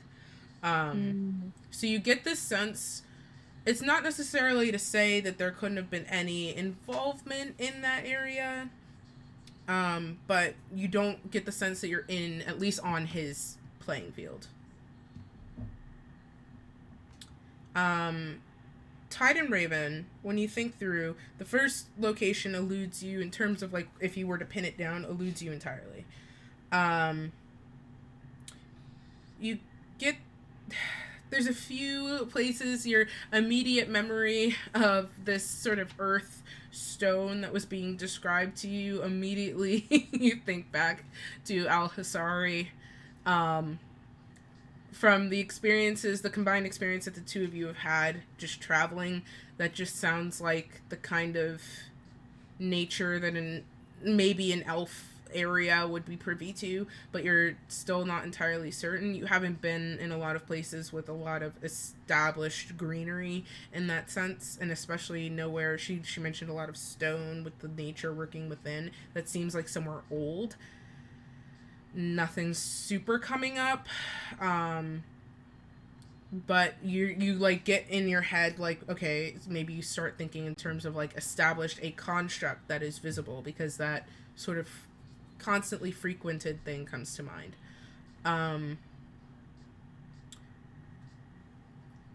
The bit with the wind doesn't connect with you, Raven, but Tide, you have a faint memory of your dad.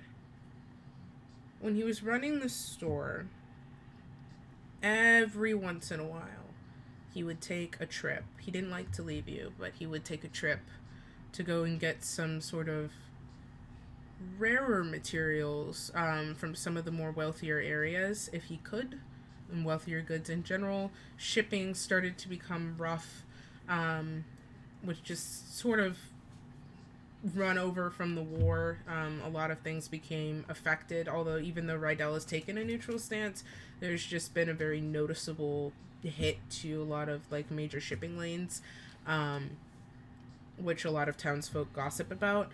And on one of those trips, you do recall him mentioning a sort of, like, you recall him complaining about the wind up north, specifically.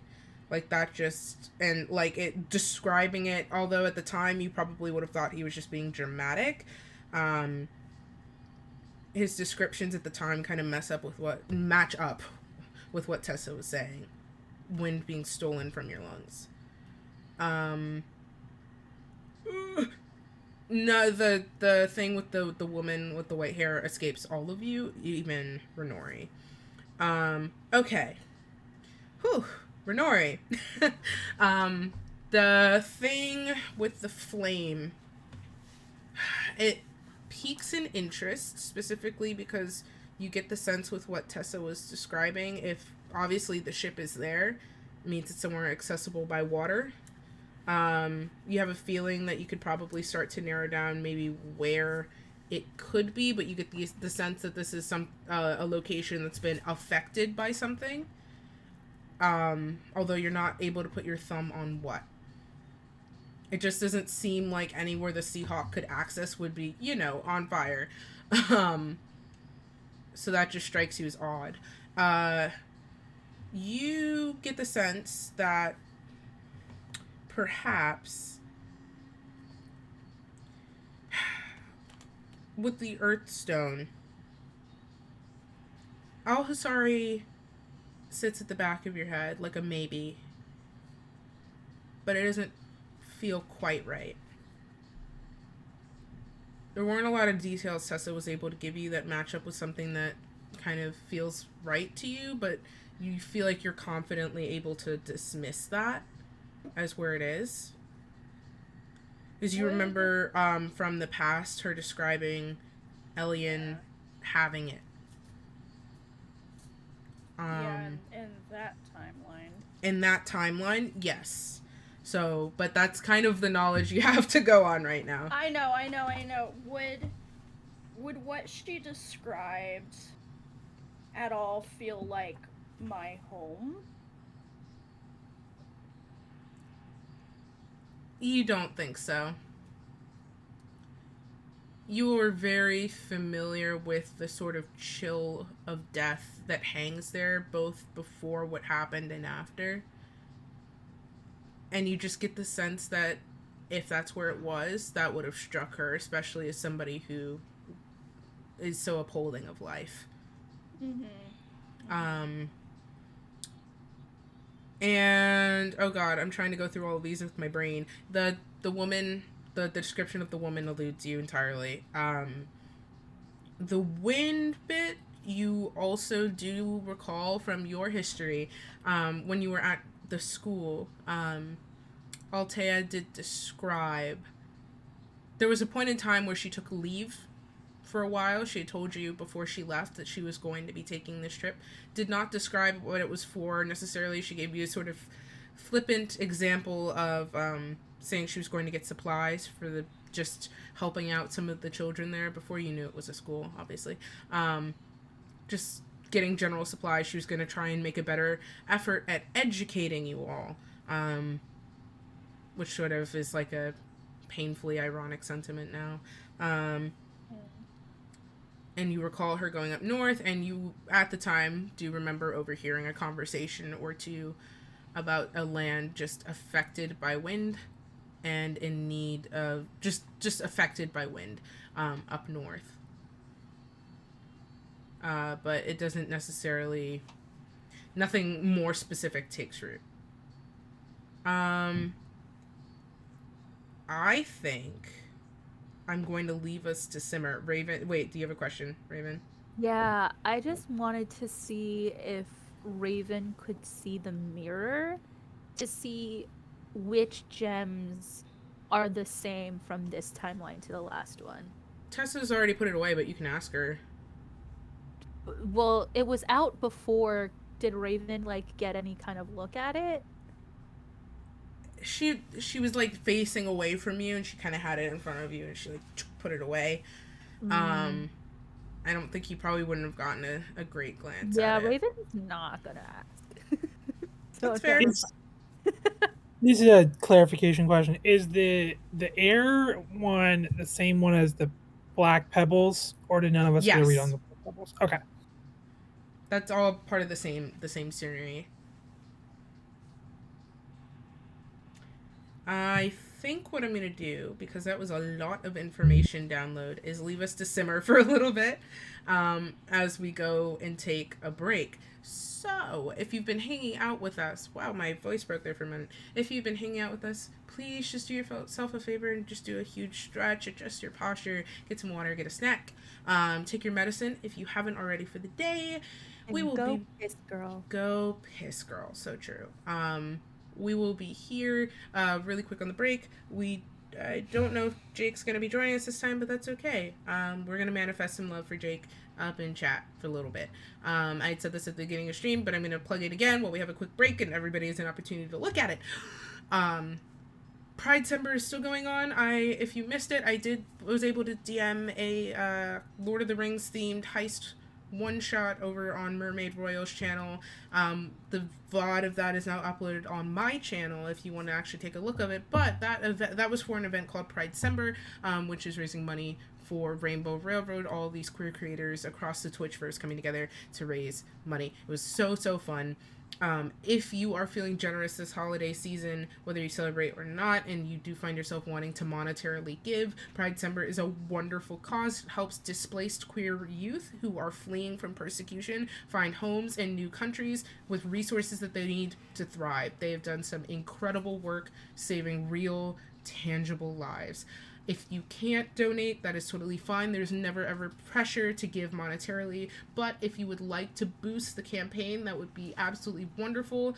I don't have any charity initiatives planned to close out the year at the moment, but we're going to start up next year with that. But this is what I want for Christmas, basically. I just want as many people who can to see it and know about it and give if they're able, because services like these help a lot of queer people around the world. Okay, with that being said, we're going to go and take a quick break, and we will see you back in a few minutes. Bye.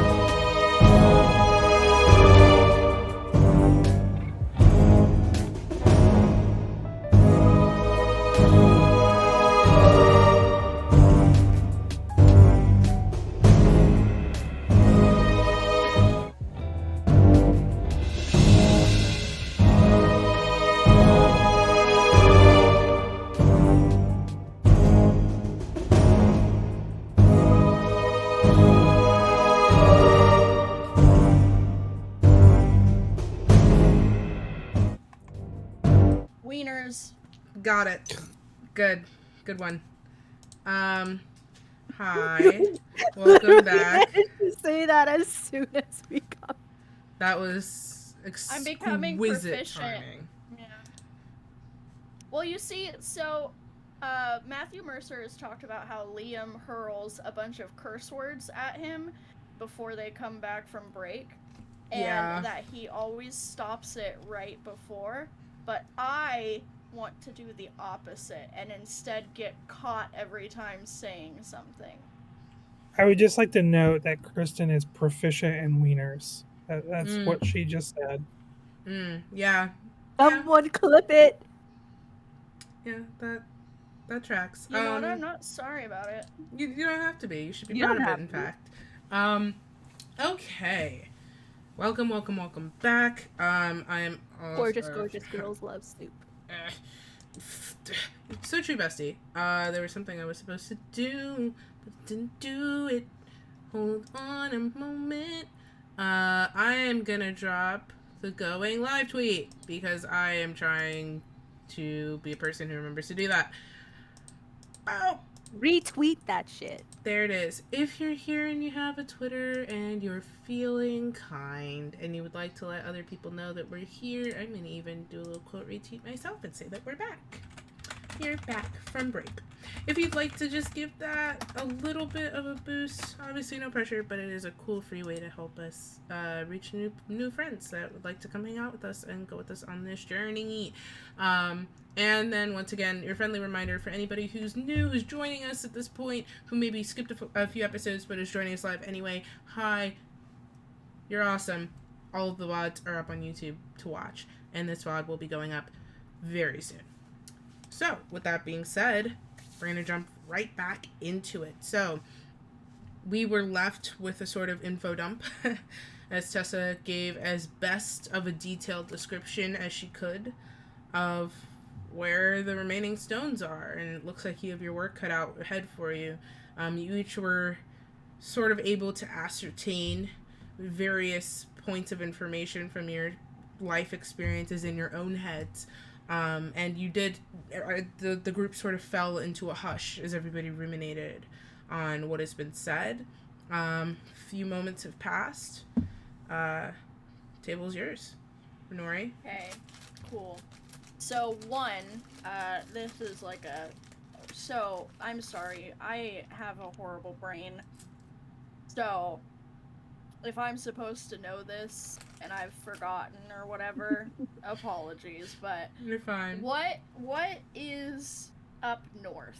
Like, what areas? I can tell you that. You're just gonna be like, what is up? What the fuck is up, And Kyle? what is down? Step the fuck up, Kyle. Okay, so that was rent-free in my brain. Okay, so... Bing bong. Oh my god. These dogs are in the yard. Dogs are out in the yard. I'm upstairs. What do you want to tell Joe Byron right now? What's up, baby? Take me out to dinner. I'm going to lose it. I'm going to lose my mind. The amount of remixes I've heard of that over the past few days. Okay, so had to pull up the map here. Did you see the Jonas Brothers did it with Joe Biden? No. Yes. No, Yeah. I did not. Oh. Yep, they did. Enough. Enough. I'm deleting TikTok Yeah, it made me myself. giggle. What would you say to Joe Biden right now? Hey, yo, Joe, what happened to loan forgiveness? Yeah, That's what I'd like to say to you. Period. you little bitch. Also period. The So FBI is up gonna flag me. I hope they do. Flag me. directly north, there are a few regions north. You know that Rydell, you are at the essentially southmost point of Rydell. In the country right now, the bay is pretty much southeast. There we go. Took me a second there. So there's quite a bit up north. The rest of the country sprawls upward. Iritage is northeast. Atalanthe is directly north. those couple of kingdoms, and then you'd be talking about going even further north. The massive region of the Unsullied Wood, Marin, and then all the way at the top of the continent, the Frozen Waste. Young me is in Marin. Yes, she is. Okay. And where is the capital? The capital of Rydell is Heartland, and it is north as well. It's a bit closer to the border of Adelanthe. There's like a river that cuts there, and somewhat near the river is Heartland. Is it anywhere near the Pantheris Lake? Yeah, it's somewhere near like that bit of that dips into the country. We all have a map, by the way, chat. I've been debating about whether or not I don't know how I'm going to distribute this in a reliable way, but we all have a map we're looking at, and there's no super great way for me to right now show it off, but I'm going to keep that in mind for maybe an overlay thing. That could be cool. Anywho, this lake, there's a sort of area of it that dips into Rydell, and it's around there, like where that rounded end just comes to a stop. Not directly on the shore, like it'd definitely be quite a ways inward, but it's around there on a map. Okay, and then the next thing is that Renori will walk over to Casper and go, okay, so like I've got nothing on the ship. One, do you know anything about what she described? The black ship with the purple sails and the woman with the white hair no, and the purple jacket. Purple jacket. White sail, purple flag. Yes. Purple jacket. Well, yeah, but Purple flag and purple jacket. Oh. White sails. Purple jacket, purple flag, white sails, white hair. Mm-hmm. Woman.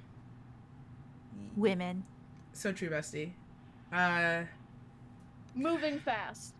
Yeah, I do. Tessa, I'm not... It's another X. Tessa, I'm not questioning you. Because you saved our lives more than once. I trust you.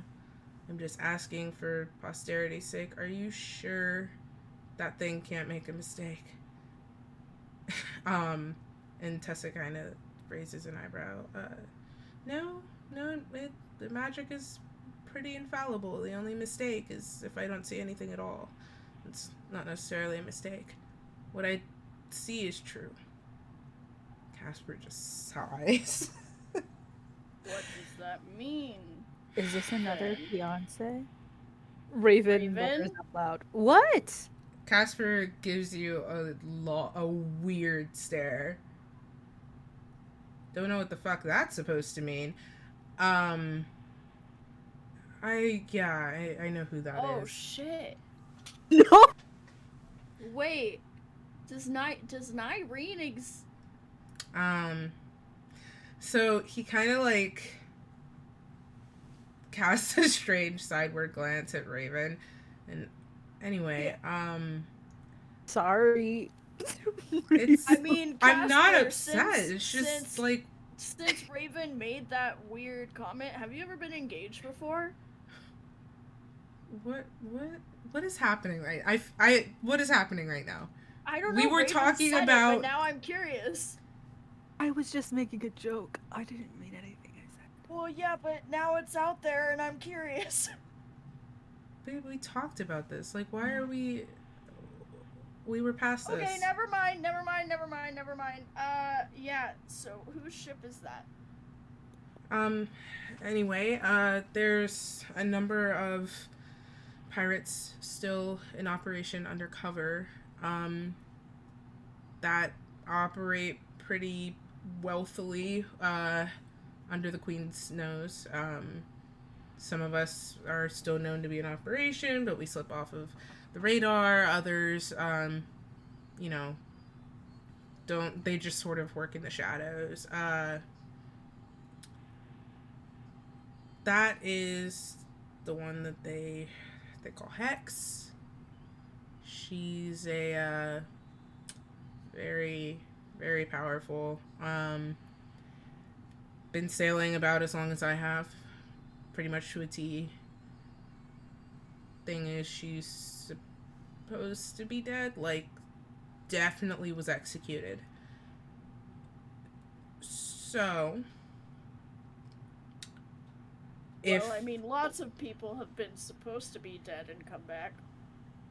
Right, but I saw her head roll across the pavement, and it was like a pretty formative, traumatic memory. Which is why I asked, and he kind of gives like a sort of gentle, like, I'm sorry stare towards Tessa, like, which is why I asked if the mirror can make a mistake. Because if I'm right, I mean, it very well could be a copycat. I don't want to. We get copied all the time. Like, it's a pretty common thing. So, but if it really is her, I see your hand, Raven. 1 second. If it is her, we have. Ooh, that's not good. Oh God. Like, more of the thought keeps hitting him. What's up, Raven? Raven is gonna take a moment to just go, hey, and then she's going to like toddle over next to Casper and is like, I really need to talk to you one-on-one at some point. It doesn't have to be now, but yeah, like sometime today would be nice. He gives you a nod, like, okay. Renori's gonna turn towards Tide. So what are you thinking about all of this?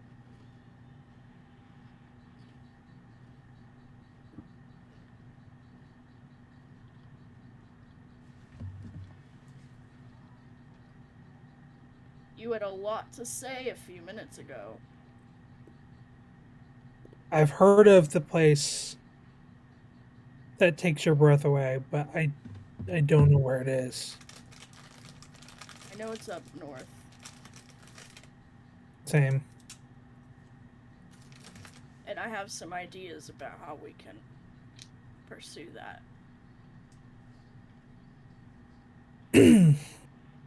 Tide is going to grab the map. And he's gonna walk towards the crow's nest. Okay, easy enough. Mast is relatively nearby. Are you trying to ascend? Yep. Do me an athletics check, please.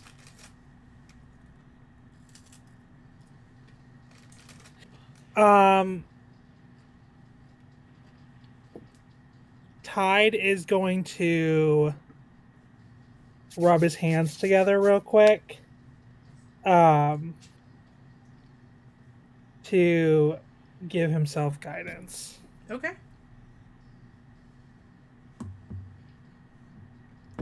Okay. He needed that.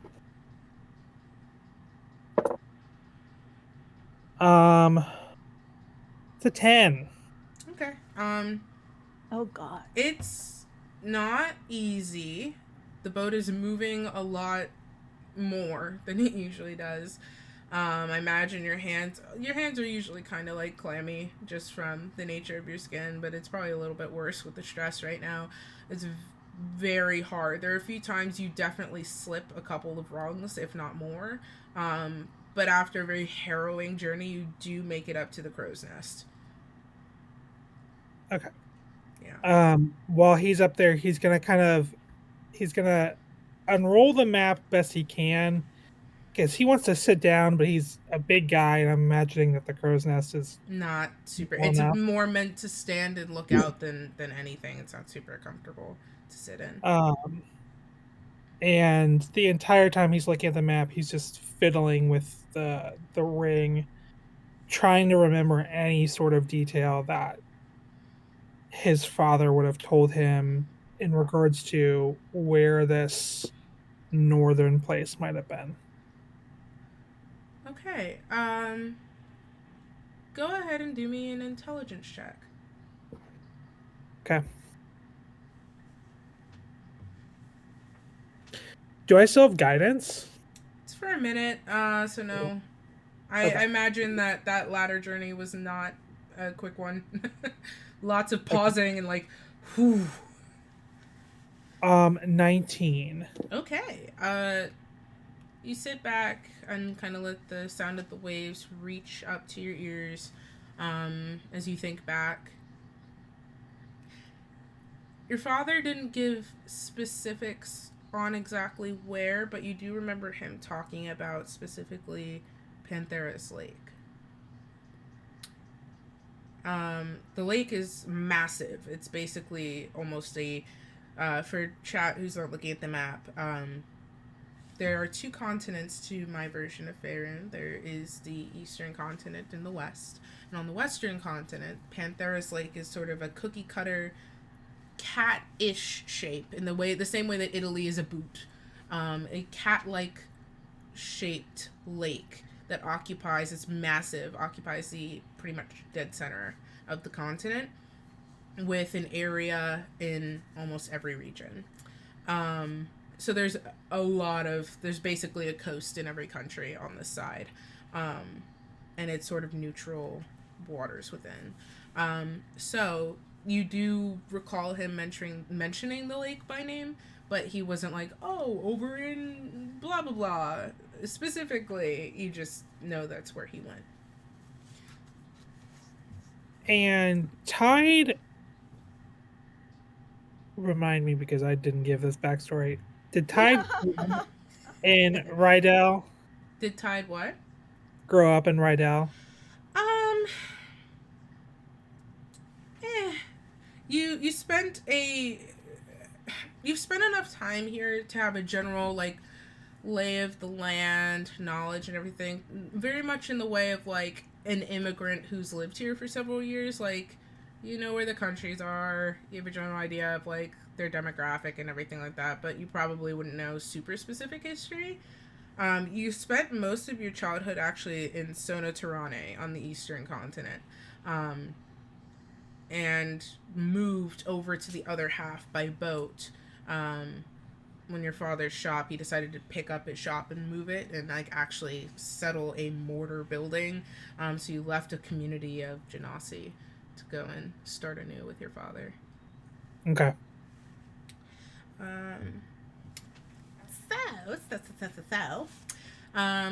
what's up? Raven is going to like take this lull and was just like, actually, Casper, now would be a good time since no one's doing anything. No, okay. Okay. And then they're just going to swoosh off to a distant corner. Okay. Sure. I mean, it's midday, so it's a little bit busy, but Casper just kind of, as you pass by a few people, he kind of like slows down, mutters something, and then keeps up with you. And you find one of the, near the back of the ship, an area that's serendipitously clear. Hi. Hi. You okay? So, no, but I wanted to check in on you first. Because I feel like it's only fair, you know, to have an equal kind of exchange first. Right. So it's not like I'm just dumping shit on you. You know, it's okay. I'm here to support you all, especially you. I'm a bit stressed given any kind of gestures. But, Fair.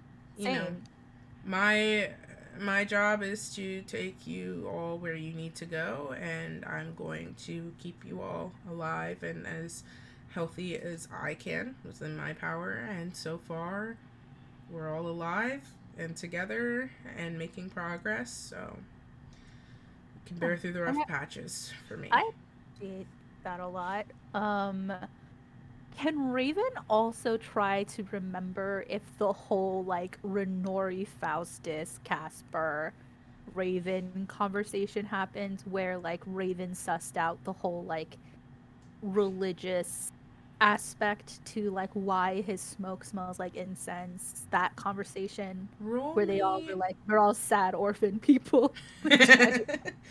Roll me a wisdom check. Okay. I cannot read from a distance. All right, that was a natural 19 plus stuff. Nice. Okay. Sift through. You do recall that conversation, yeah. The detail of the incense comes to you. All right. Raven's gonna be like, so I know that we figured out things, in regards to like you being kind of undead and stuff. Right. And I'm still trying to like think about how, like, more specifically how that could have happened. Um but when we were in the temple, you said something about how people were expecting a monster, so you became one. See this And sort I of like don't deeply pained expression cross his face. I don't want to force you to talk about anything, nor do I like want to bring it up really in a way that makes you feel like you're in pain or like forced to say anything. It's just that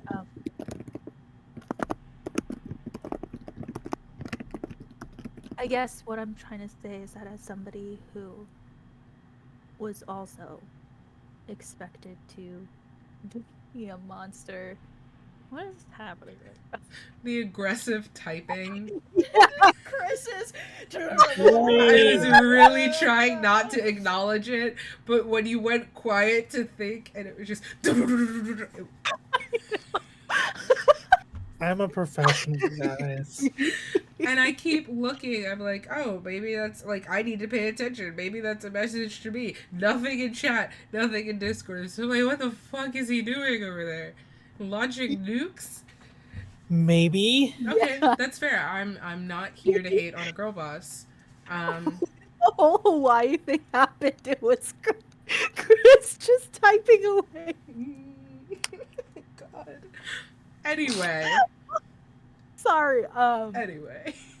Yeah, Raven's gonna be like, sorry, so just the reason why that stuck out to me so much is because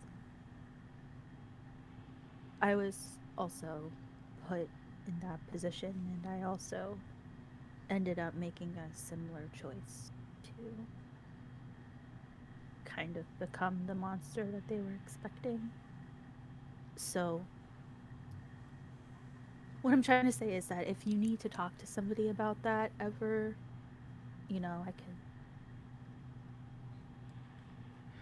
I understand a little bit more than you may think. Sort of, see him kind of sigh a little bit. Yeah, it's. I don't know. I always feel a bit, I suppose, entitled when I think about it, but no one understands what it does to you when someone expects you to be that way after it's their fault. You know? Yeah. Yeah. They.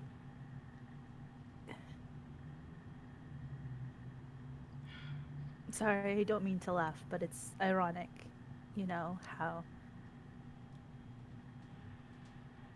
how they expect you to act like that, and then when you do finally crack under that kind of pressure, they act all indignant and How could shocked. you? How could this happen? Yeah, like you're so evil. Yeah. It's like, gee, wonder how I got there. Wonder who pushed me that far, right? Mm. Yeah. Yeah. Raven, I don't know that I express it enough, and I know that there's been a lot going on, and we haven't necessarily been the closest. But I wanted you to know same. If you want to talk about it, I'm here, and I understand discretion. I'm never gonna put you in a corner where you feel like you have to, but I genuinely care about you. If there's ever anything I can do to help you, tell me and I'll make it happen.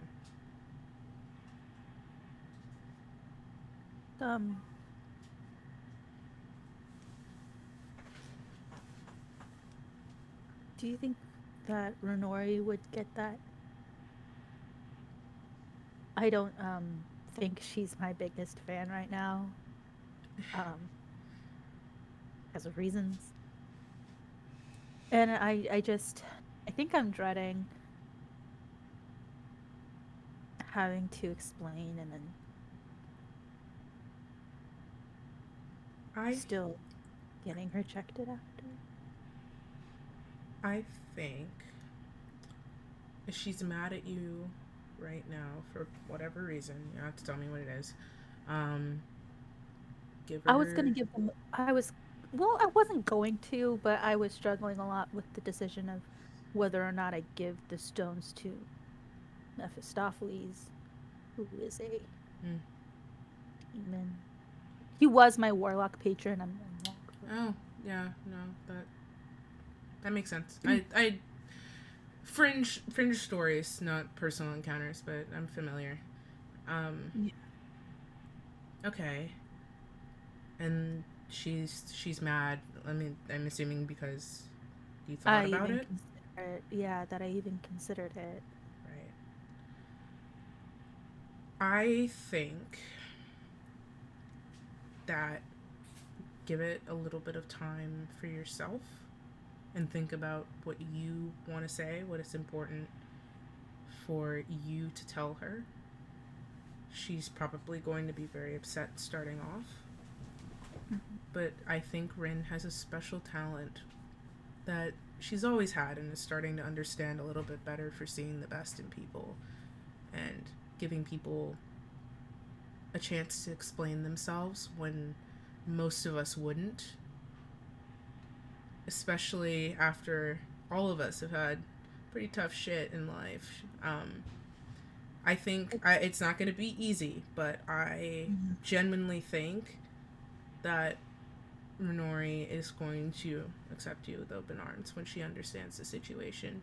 You just need to make sure you get to say what's important to you and don't let her, if she tries to back you into a corner, push back and get out what matters to you. Not that she'd do it maliciously, but you know what I mean. Stand up for yourself, I guess. Yeah. I won't have a problem with that.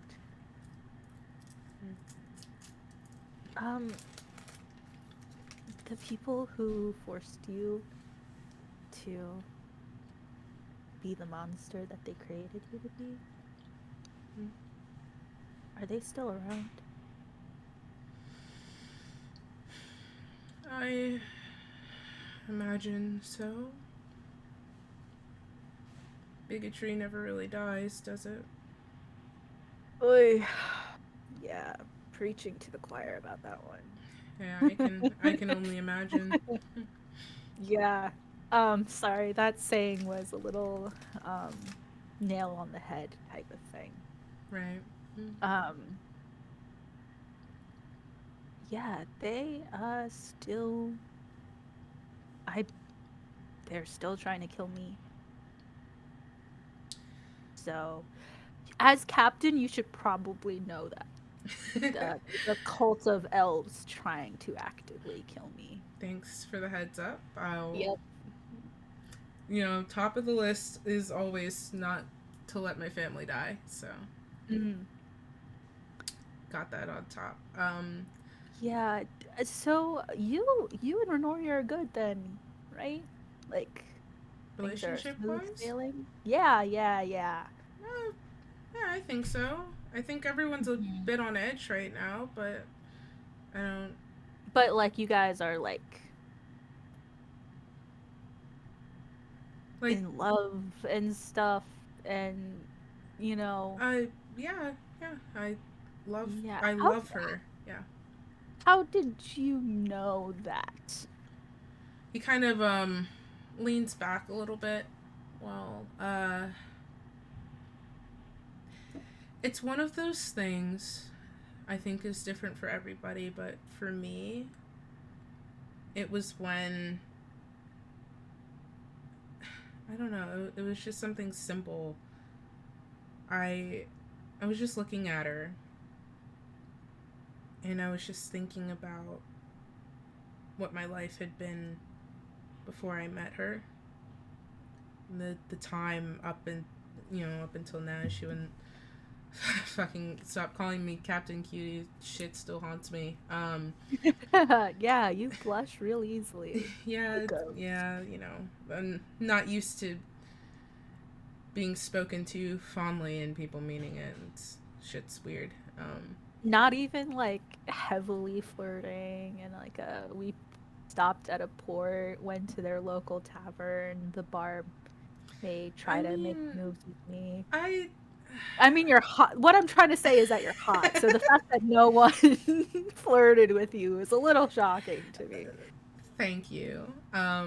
I have gotten around. It's just it's different when you find out Or someone means it. Thank you. It's different when you find out someone means it. You know, it's not a means to an end. It's not a way that you can still want them that way, and that's always up to the person. But I realized that I was in love with Renori when I understood that despite my flaws and despite hers, that my life where it was, that all of the love and care that she brought into just my daily routine, the impression that she had left on my life, when I realized she just impacted me. She changed me, I suppose. It was, I don't know, I feel like I'm blowing it out of proportion. I wouldn't know.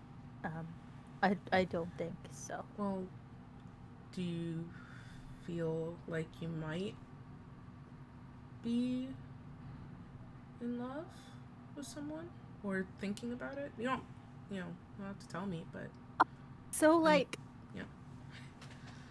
I for reasons that I cannot say, um had to essentially break things off with Tessa, and in a Oh. panic, both Faustus and I did. I still feel really bad because it wasn't anything that she did. It was literally just a me thing.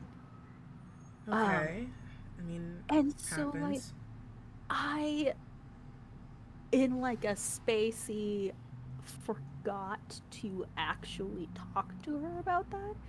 She approached me at the party last night, me and Faustus, with gifts that meant something for like significance in like relationships in her culture, and I had to very quickly come up with some sort of excuse. And I lied and said that I was in love with Faustus and only Faustus. And that would have been fine, except then Faustus said something along the lines of like that he was glad that he didn't have to say anything, and that he was happy Oh. that I reciprocated the feelings. But the thing is that Oh. I didn't. Yeah, I didn't He know. kind of brings I his didn't. hands up like, I didn't know that. Okay, I I'm always not thought that. blaming you. Oof. Okay, but here's the thing. I didn't realize that Faustus had romantic feelings to me. I always thought that he liked Tessa better out of like the little thing that we were doing. And then eventually, like, he's my closest friend. He's crap. Raven, I'm going to ask you the world's fucking hardest question, but I'm going to ask you for a simple answer.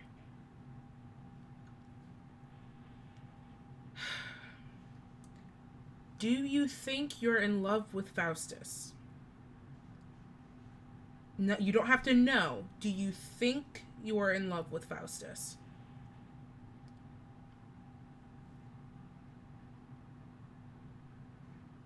I think that I could see myself so easily being, but If, and I know we're used to tricks and shit, right? But let's just a hypothetical here. If no strings attached, you could be together. Nothing has to change. No payment. No dark side lurking around the corner. You were offered that choice to be in a relationship with Faustus. Do you think you would? I know that's a lot. I'm just... Sometimes you just have to sit and think one piece at a time. yeah, I could. Yeah? Okay. Do you feel the same at all about Tessa? I don't wish ill upon Tessa. I just don't think that I could let myself I don't think that I could let myself trust her. Okay. I understand that. That's fine. Okay. Raven. Faustus would fucking kill me if he heard me say this to you. He might be. I'm probably careful. is, and he kind of casts a cursory glance around and scoots just a little bit closer.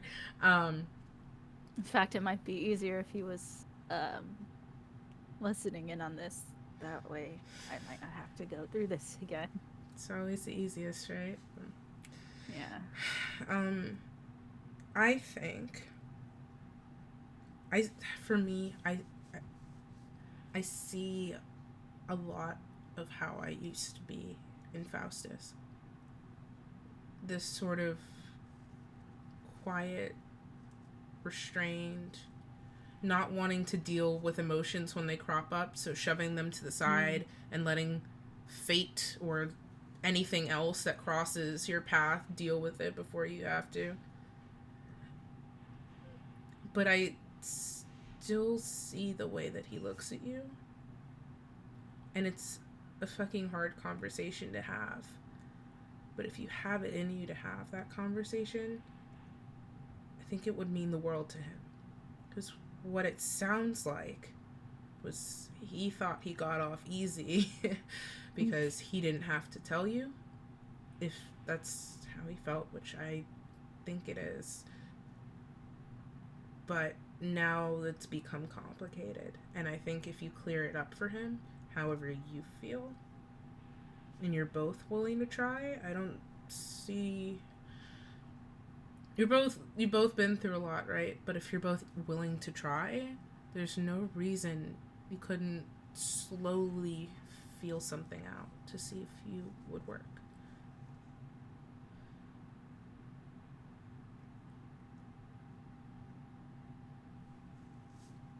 See, like, I already know that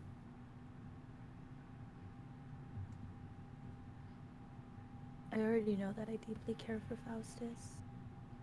I just didn't it's like I didn't know that door was open. So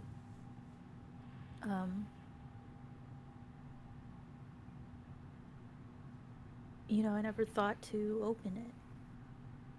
I just respected that it was closed. And now that it's open, I'm scared to walk through it. Because walking through it and ending up alone is more terrifying than just leaving things the way they are.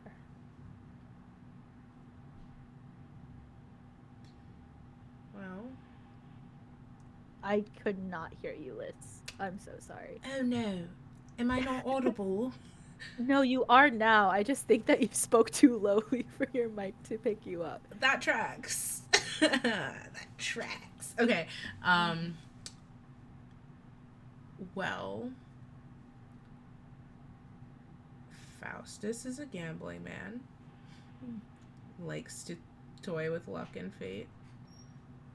And I think someone like you, for him, would absolutely be worth tossing the dice.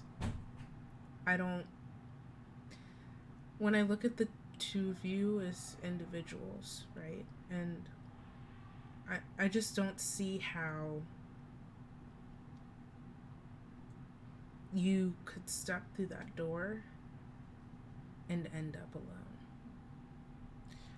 I understand the fear, and I definitely believe it's valid.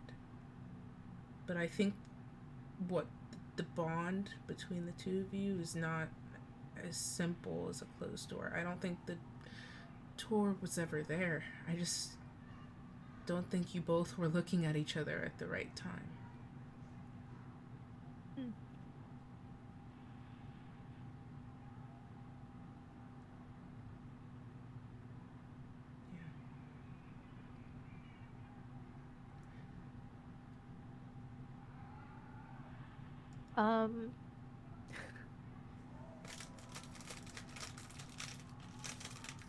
Yeah, Raven's going to just hug Casper.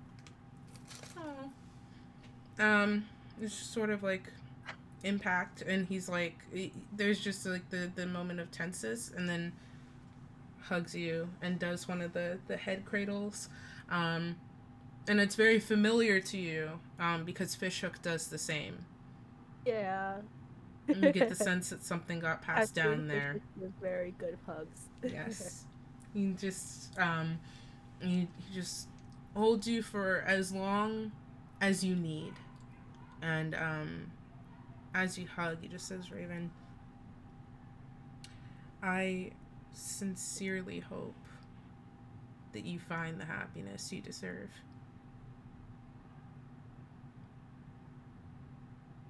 I really do. I do too. Anyway. And kind of pull apart.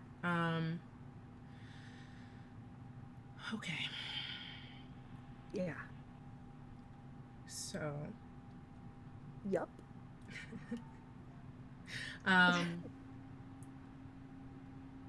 Ooh, would he ask this though?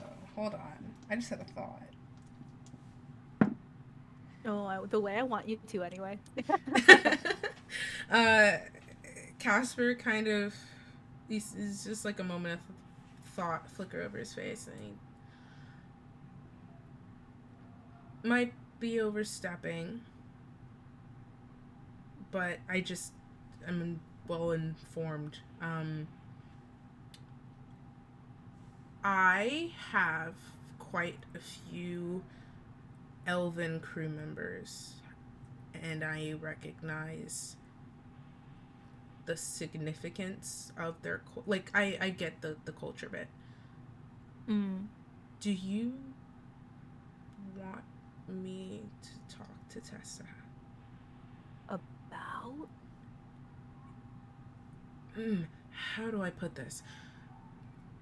Basically, it's like when they give you, from what I understand from how it's been explained to me, because I've never been on the receiving end of it, just kind of seen it in practice. Basically, the gift giving thing, when it's a major gift, it's like a question. You receive the gift as a question, and you're supposed, traditionally, right? Whether or not you keep it is up to you, but in general, a respectful decline is taking the thing anyway and then saying no. I don't know how that went. What kind of question, Casper? Oh God, no. Okay. No. Okay. Cool. I know that from what I Cool. understand, that's still pretty much the standard like knee ring situation. Sure. Yeah. No. Oh I shit. I'm sorry. I should almost have. flung myself over the side of the ship. Don't do that. Do not do that. Huh. Basically, if I'm getting it right, she's asking if you want to explore whatever was going on there more, and you didn't answer. Well, Uh-huh. I think somebody should talk to her and explain if it's a no or not, because it's just not like, it's one thing for people who don't have that culture, right, when it's like weird and ambiguous and then you just kind of drift apart, but it doesn't. Elves live so much longer, it just doesn't work that way for them. Tess is a half elf, she might be hip, I don't know, but I would. Oh my god. I'm offering, I guess, you explain to me how you feel. Mm-hmm. If that's a door you want to close, Mm-hmm. and you don't want to have that conversation yourself, I don't mind having it for you. See. But you, Uh-huh. it obvious. I'm trying. You know. Yeah, I feel like I tried to make it as clear as I could that my answer was no.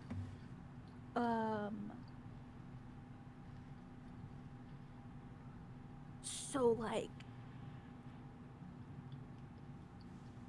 I'm just. All I'm saying. no, I can appreciate Just trying. how Yeah. yeah, I just That's I that's don't a fucking pit right there. yeah, I just if there does seem to be confusion in the future, then I will happily send you as my proxy. Yeah. However, as it stands right now, if she is reeling with rejection and you come in and be like, so the answer's no, I feel like that might just be worse overall, right? I mean, it could also be a comfort. Ooh. I don't know. I mean, I wasn't like there when that went down. So I don't know. Told her very explicitly that I was only in love with Faustus and that I would not be she never gave me the gift because she kind of very quickly ran away. Ooh, right. Saying But that she like, was sorry for misunderstanding before. but like, I respect your decision. But like 2 days ago, we were all talking about like we were all like drinking. We were talking about like what we would want to do once we were done with all of this. Oh, huh. And you, Faustus, who were not yet drunk, did say that you would maybe visit her home with her. And it was like not in like a ha friends on a journey. It was very, there were eyes. It was a whole thing. So that's why I'm saying that, not to make the wound worse. I'm just saying that like that is very very sudden, and it sounds like you've had a lot of time to think about it, but like for it doesn't sound like to her that this is like, oh, there's been a stretch of time you've grown apart and now you're both like turned away from each other and it's all dramatic. You know what I mean? God, I hope I'm making sense. Raven throws up over the side of the boat. Oh, I'm She sorry, rolled Raven. She rolled a nat 1 on a constitution. He just like he rubs your back. Your hair's pretty short, right? Yeah. So He like, still kind of it, tries to it's gather like it out of your very face much, a little bit. yeah, it's very much like if he were trying to like pet the back of her head, it would end very abruptly at like the nape of her neck. It's more like he's trying to make sure it doesn't like get in the way. Like he's trying to like pull your hair back, but there's just not a lot to pull back. But he's trying to keep it out of your face a little bit. Um, I'm sorry. I really didn't mean to stress you. I just wanted to ask because you seem like you've had a lot of time to think about this, and it's Yeah. been like 2 days. You know what, Casper? I'm gonna say.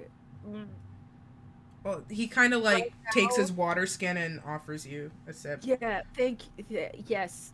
And Raven will like take it and like very slowly drink it, not like she's gulping down water because that would lead to That's worse. probably more. Yep. And so she's just like, I think that you should do whatever you think is best. If you talk to her, if you don't talk to her, I'm just gonna let you decide, and I bless both decisions. I think I'm gonna go try to lie you down. That's 'Cause fair. I the world is spinning right now a little bit. Right. Yeah. Yep. Um, Do you want to worry? Do you want a hand? I am so good, but thank you. Can you roll me a And then- deception check, please? 13 He plus squints at 4. you. 17. Okay, he squints at you, and then just kind of okay. If you need anything, you let me know. Okay. I'm probably gonna go.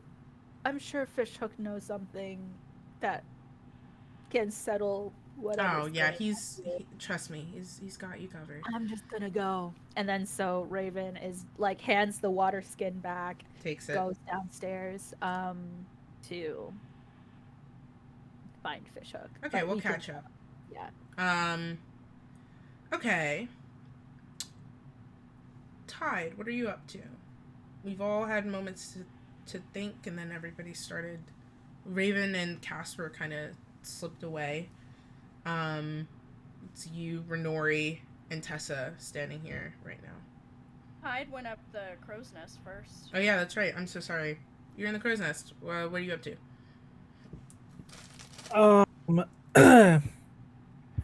I think he's just gonna chill there for a little bit. And he is going to do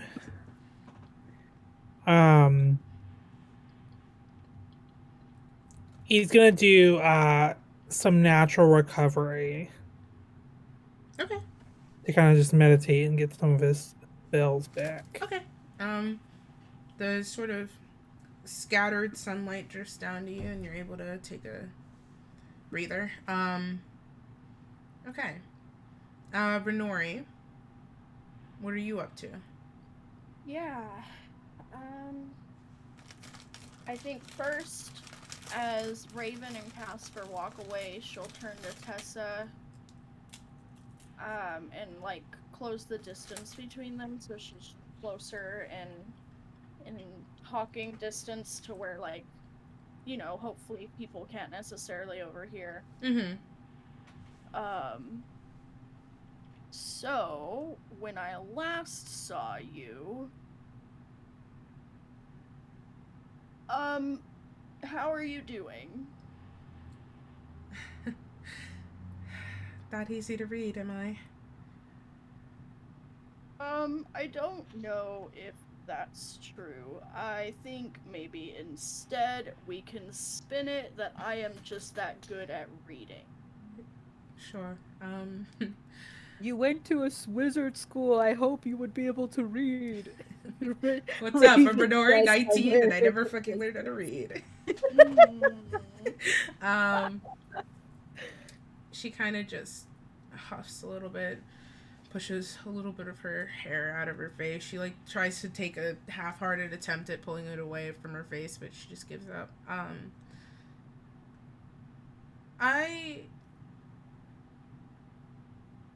I didn't sleep. Um, I just don't, I don't understand. I don't understand. And, you know, I could never ask anyone, I never want to make anyone feel as though being around me is them being held captive or against their will. I like all I've ever wanted is to make the people that I care about happy. And at some point within the last few days, I guess I made a mistake because I don't understand. We were fine. We were all fine, and I was just thinking about in my head what life might be like after we're all done. That maybe after a lifetime of feeling as though Saloon has just tossed me aside, that maybe I could actually settle down and be happy. And I guess speaking that notion into existence brought it all crumbling down, because I've noticed it and I don't know what to do about it, but it feels like I did something and I'm being punished for it. And I don't, and you just see her like kind of like clenching her fists and then opening them again, and it's this very slow, deliberate as she tries to measure her breathing. Go ahead. At one, I mean I don't know what I feel anymore, but Renori, there was a moment in time where I convinced myself that I could be happy with people. My biggest concern as of a few days ago was if I was in love. If for the first time in what I fear may be centuries beyond what my natural life was supposed to be, if I was in love. And you know what my biggest concern is right now? My biggest concern right now is back to what it's supposed to be. Is if the material plane is going to collapse, if it's going to take everyone I care about, whether they care about me or not. And how it's our responsibility, but it's mine, that it's been set upon my shoulders from forces beyond my understanding. And I have been through a lifetime of sorrow and despair, and I have never once taken the selfish path. There have been moments after moment after moment where I very well could have and deserved to snap. And I didn't. I played faithful. I played responsible. And now I'm here. And the one time I fucking let my guard down. And I tell the two people who make me feel as though I'm really here as a person and not just someone else's purpose.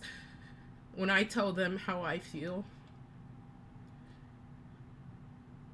I'm not mad at them. I'm happy. I'm happy for them. I mean, all I've ever wanted is for Raven and Faustus to be happy. I just wanted them to be happy with me. And I don't know. I can't understand what's wrong with me. Tessa and Renori will like reach out, and if Tessa lets her hold her hands in her hands. Yeah. She like her hands are definitely like trembling, but she allows it. Yeah.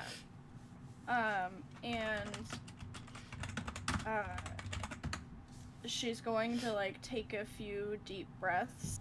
Mm-hmm. Just follow what I'm doing. She's gonna take in a few deep breaths, hopefully for Tessa to mimic her. It's shaky, but she's with you.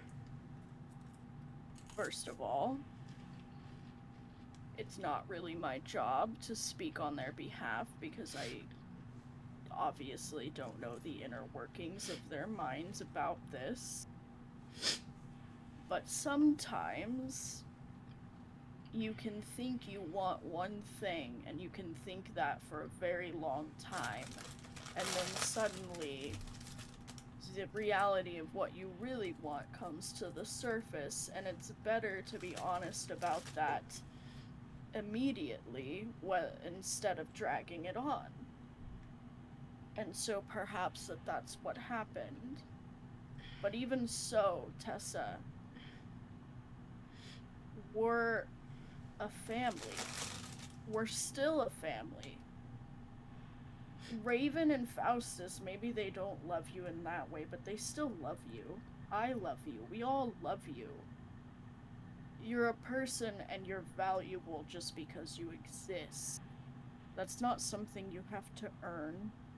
And I'm terribly sorry that people have made you feel like your value and your worth only come from what you do. But that's not true. Not for us, not here. You're worth more than what you have to offer. And we're here for you, and let me say, as someone who also, relatively recently, works alongside Saloon,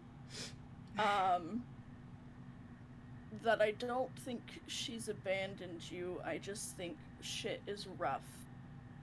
And even if she has, we're not going to.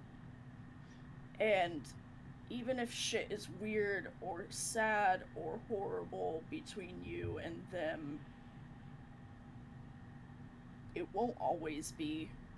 And even if it is, the genuine care they have for you is still there. It just might be a little bit different than what you thought it was. And it's okay that that hurts. It's okay that it's hard. I'm not telling you not to feel those feelings. In fact, it's good that you do, because it means that, you know, you're normal. Because to not be affected by things that break your heart is the wrong way to go about things that break your heart. And I'm not really good at this, actually. I don't normally, I usually make people feel worse, I think.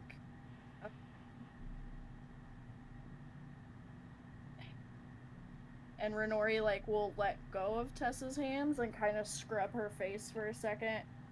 Okay. The bottom line is, Tessa, is that you do deserve happiness. And everyone's picture of happiness looks different. And it's really easy to say that you want a certain thing, or you want the type of happiness you see someone else have. But that does a great injustice to who you actually are and what truly is meant for you or fits for you. I'm not saying don't chase after romance. Tessa, you're brilliant, you're kind, you're talented, you're beautiful. There is absolutely no reason why someone else won't end up with you. There's just not. I mean, we're all stuck on a boat together. Go around and start asking, and someone will... Someone on this boat is in love with you already, I'm sure. You walk around here like an angelic goddess. I mean, come on. Like, even right now, you had a shit night and you still look better than most people. My point is that things rarely turn out the way you expect them to. But that doesn't mean you stop trying, and that doesn't mean you stop hoping. It's both. It's both. You feel shitty, and you find hope. You do both. You're right. You're so right. And there aren't words for how much I appreciate you, Renori. I think I know, but it's easy to forget. I've just been... Like, for the record, though, don't fall in love with me. I get the impression that you and Casper are very inseparable. I would never... I don't get the sense that there's an open hand there. Trust me. I'm trying to make you laugh, but I'm also really bad at that. It works a little. it works a little. You sense her humor, or her spirit lifting a little bit. I like I said, I'm honestly very happy for Raven and Faustus. I am. I know you are, because you're a good person, Tessa.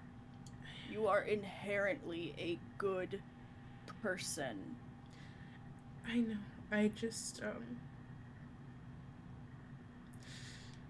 I spent my entire life being cast out and aside, and then expecting to take the higher road.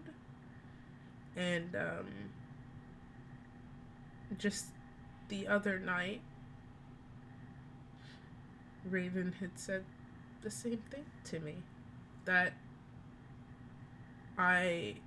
we are inherently good people despite what we've been through. And it's not that I don't believe it anymore. I do, but it just always hurts the worst hearing it from, Regardless, No, I mean, which, actually, I do want to understand the gift thing that you were trying to present them to, because right. I am actually very out of touch with my own heritage as an elf. And I'm trying to learn more about that. Right. You don't have to tell me right now, but what I wanted to say was that if I presented Casper with anything, even if it was just verbal, and that happened, of course I would be... I mean, I'd probably fling myself into the ocean, but... I thought about it. You're stronger than me, though, Tessa, but you don't have to be strong all the time, either. Yeah. We're here for you, to hold you when you don't want to be or feel strong. It's what family does. And it's awkward right now, and Raven is horrible at confrontation. Raven is always 2 seconds away from throwing up when things are sour between her and another person. I got it. And so I don't think that her demeanor towards you is one of malice or anything. She probably just wants things to be as okay as they can be, and she knows that can't happen immediately. She wants to still be there for you and care for you, but she knows that it's too fresh right now. I just fucking wish she would talk to me. She just...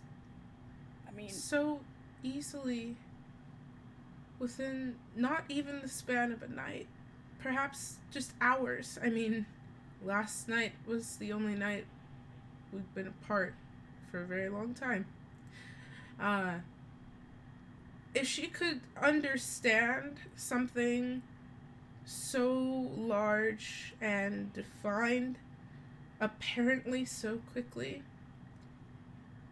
I don't know, Renori, this is not your responsibility, and it's not fair for me to blather on about it. I approached you. I asked how you were doing. I care about you. If I wanted you to stop or if I couldn't take it anymore, I'd tell you. Now, I think we both know that Raven is very good at being in her own head and staying in her own head for a long time and thinking about things for a long time, sometimes longer than she should have considered those things. But that is true. Therefore, perhaps, maybe just an ounce of benefit of the doubt could be that Raven has been stuck in her head about this for quite some time, and while on the outside it was sudden, on the inside it wasn't. And I am probably certain that Raven didn't realize how sudden it would feel.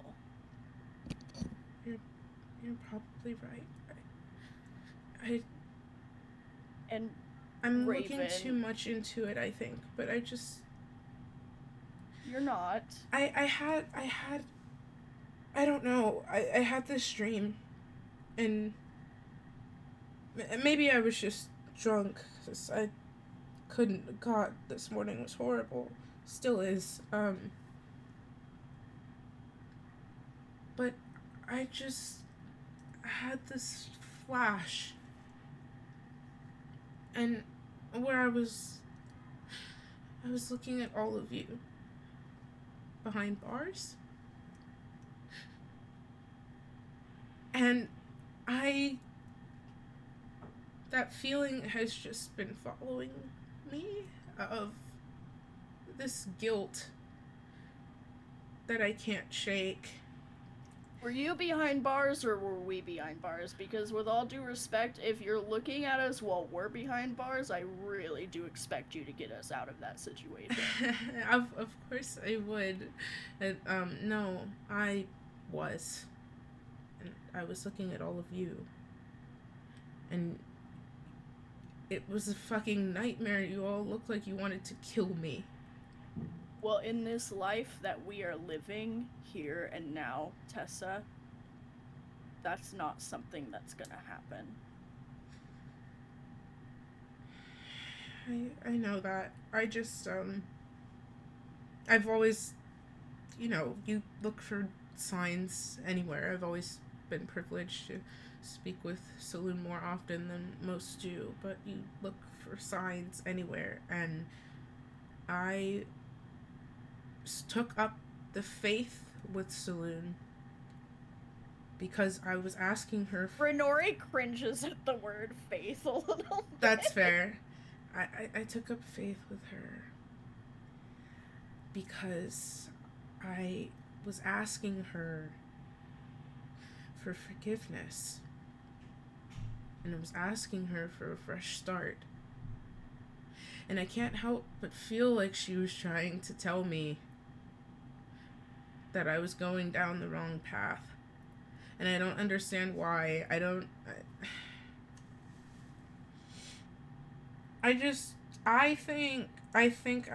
she just kind of like sighs very deeply. I just want to talk about something else. Renori places her hands on Tessa's shoulders. Okay, well, one more thing. That wasn't a dream you had, that was a fucking nightmare. And be cautious to give nightmares weight, because they pry into our deepest, darkest fears and make us feel like they're a reality. And that's bullshit, because we love you.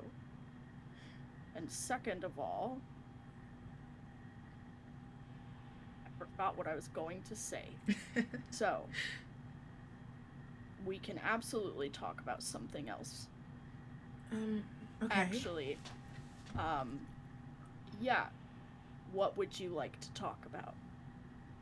Well, you asked about the gift giving. I suppose I could tell you about that a little bit. Yeah, if you want. Yeah, Sure. It's one of those things we actually borrowed from Drow culture, I believe, if I've got my history correct. Um, it's the idea is that love is a resource, not in the sense that it can be depleted, but in the sense that it can be shared and used for the benefit of the people around you. And that when you have love for someone or something, that it is tangible and you can use it. So, when you care about someone in any capacity, whether it be a friend, a family member, a lover, you imbue something that you have that you want to give to them, something that would be useful to them or meaningful to them, with the love that you have for them, so that when they have that object, no matter what distance is between you, you will always be with them and they will always be with you. It's very common to give gifts in pairs. It's not necessarily a special occasion thing, if I'm correct. I believe there's certain holidays you're supposed to exchange gifts. We sort of just do it all the time. Of course, Yeah, there I are think they big call moments, the gift but thing saloon miss. I'm not sure. that's no. I've never. I can't say I've heard of that one, but if that is a thing, that would be quite the sight. Yeah, I'm just getting flashes of trees and anyway. Oh no! You're thinking of Oris. Sure. I don't keep up with human holidays anyway. They confuse me. A lot of false idols and weird connotations. Anyway, I've met a very few normal humans. Yeah. They suck. Anyway. She kind of just like wrinkles her nose a little bit. Whenever, of course, there are bigger occasions when you want to mark a change in perhaps a relationship you have, or not necessarily a change, but a milestone. Very commonly, when a child is moving out, you swap a gift. If you're on good terms with your family, of course, you swap a gift with your family so that you have something of theirs, they have something of yours that you can always keep together. If you're if you want to solidify courting and mark that you'd like to explore the deep love that you might have for somebody, then you would exchange a gift. If you want to mark with a friend and say, hey, you've been by my side, perhaps you've even saved my life, you'd swap gifts. And it's very common, you try to hand make something when you can, but is there like a specific kind of thing that gets made? No, anything, so long as it has your spirit and intent behind it. And it could be anything. The idea is to give someone something either functional or beautiful or both. We try not to, it's not a materialism thing for why we swap gifts. It's more of a sentimental value. So, anything you think that they could hold, and when they hold it, they think of you and they want to keep it safe. Could you, not right now, because there is too much going on in my brain, including this weird animal called a corgi barking in the background. I've heard of those. Ferocious. Yeah,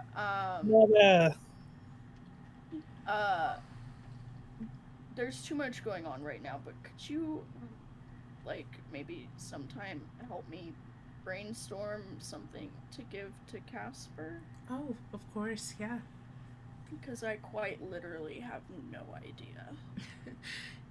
Honestly, it's one of those things that when you feel you're ready, sure. I mean, he's probably not super in tune with our culture, I would assume, so it probably isn't weighing on him as well as heavy as it might be on you. I don't know about that, but I mean, he seems like a worldly kind of guy, so it wouldn't surprise me, but I'm saying yes. I will absolutely help you.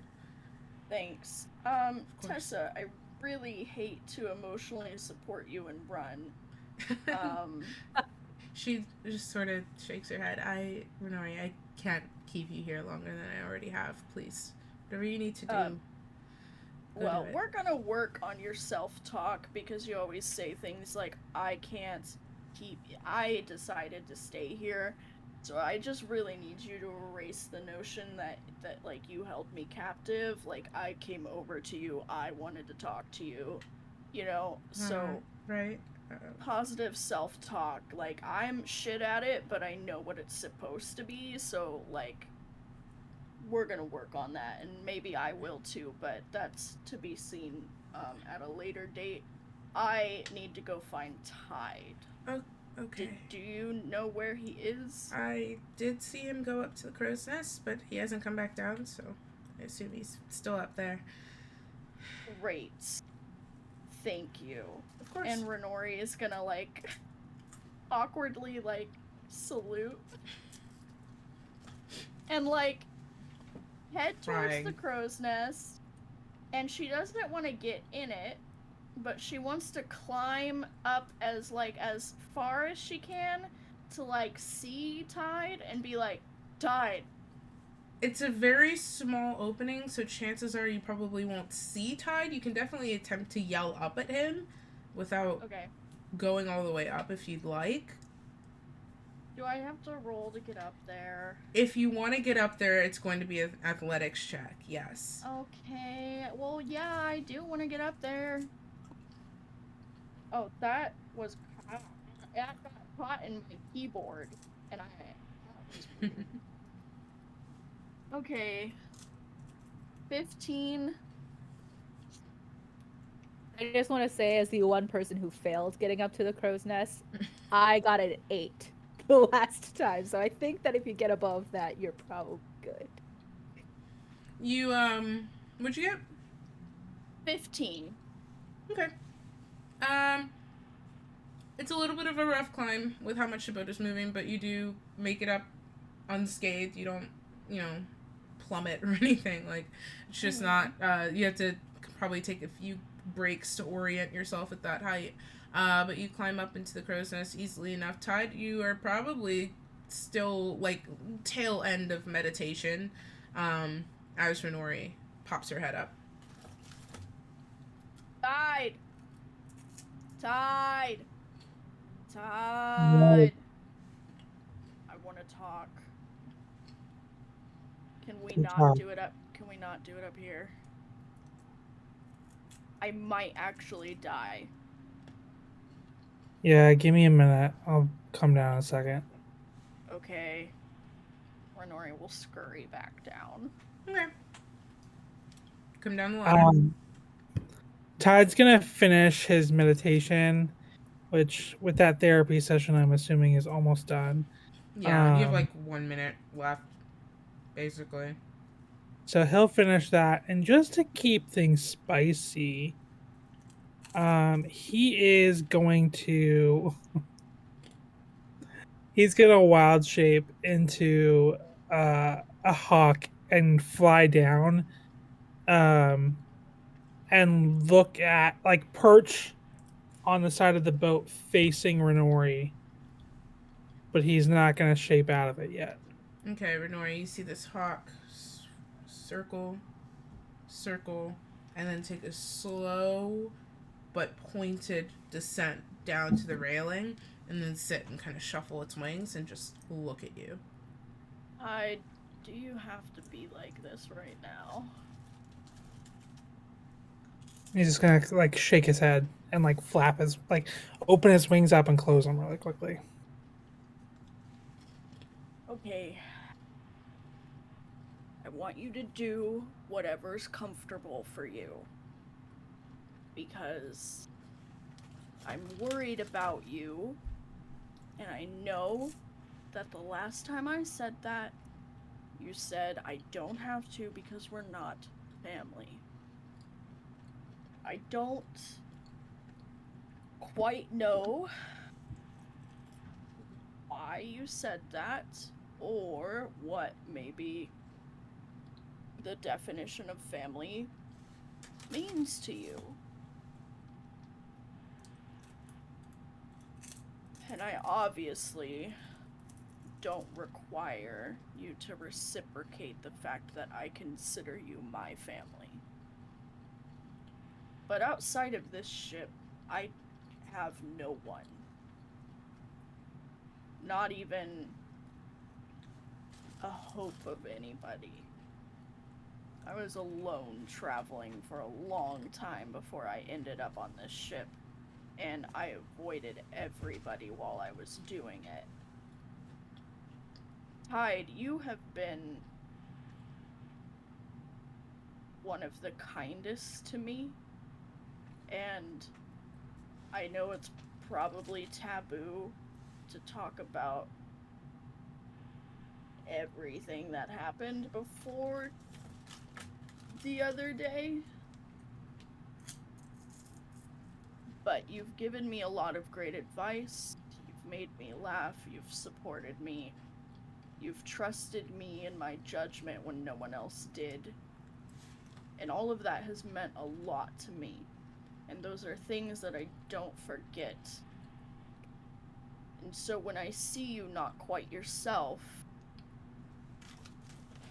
I worry about you the most when you are not quite yourself. You have a heart of pure gold, and you deserve to be cared about, and I do care about you. Regardless of if you want to receive that care or not. If you want me to fuck off at this point, I'll fuck off. But I want you to know that whatever is going on, I know Tessa said you talked to her about it a few days ago, but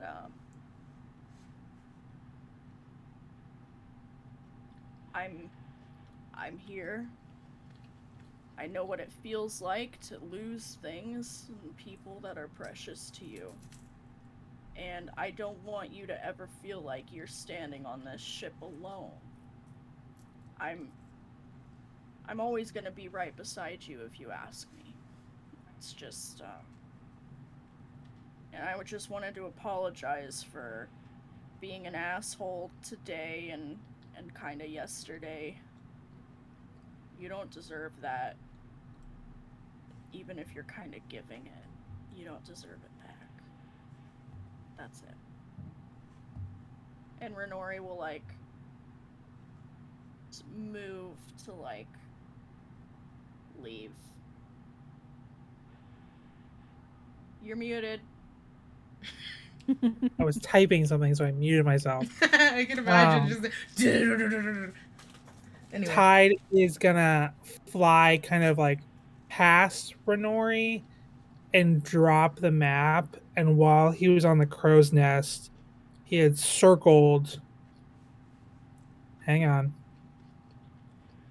The Pantheris Lake as the only lead that he has. But he's going to continue to stay in his hawk shape and kind of do like not a circle around, but just kind of like fly around a little bit the boat to see if he sees anything going Just on. General of note? Yeah, generally anything that might be interesting. Okay, roll me a perception check and use the hawk modifier to add to it. And also, simultaneously, Renori will pick up the map that is dropped. Okay. And just the next thing that she'll want to do is to go find Casper. But okay, yeah, we can circle around. We're doing a perception, correct? Yes, perception. Okay, so I roll with advantage because it's a check that relies on sight. Okay, so that's a 19. Okay. Number of things. You see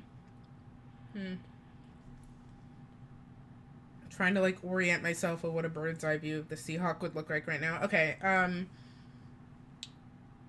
you see Casper head into the captain's quarters. Like just kind of swiftly cross the deck and head inside. You see Tessa, where she just sort of,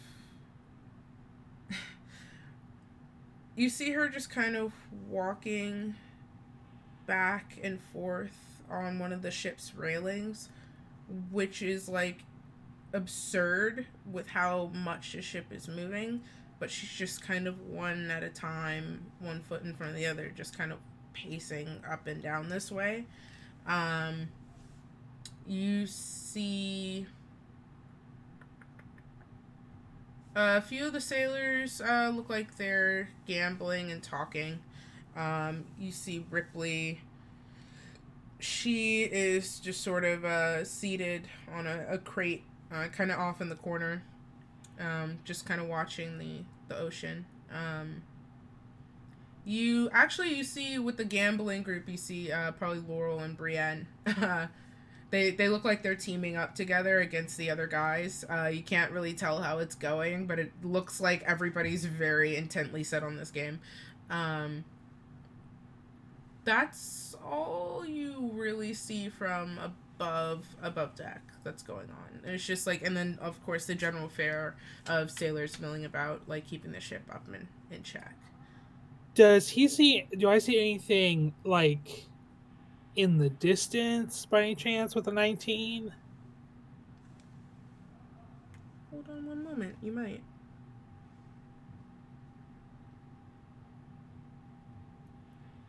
Yeah, I think you do. Hold on.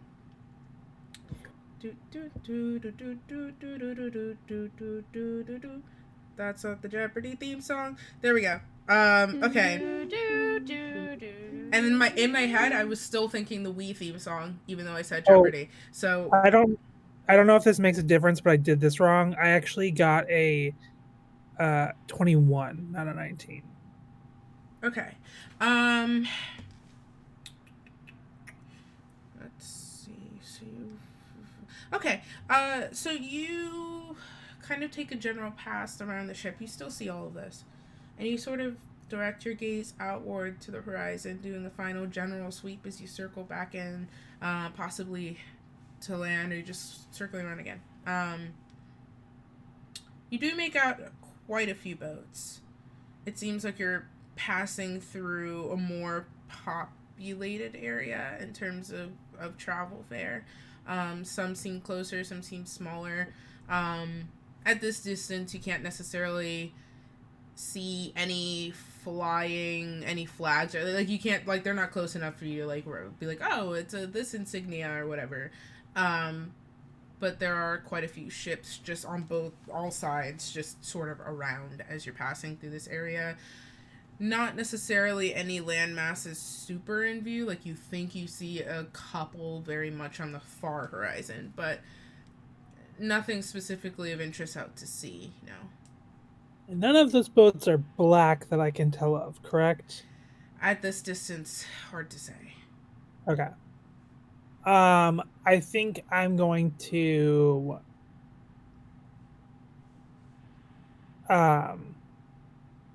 land on the bowsprit. Is that what you called it? Mm-hmm.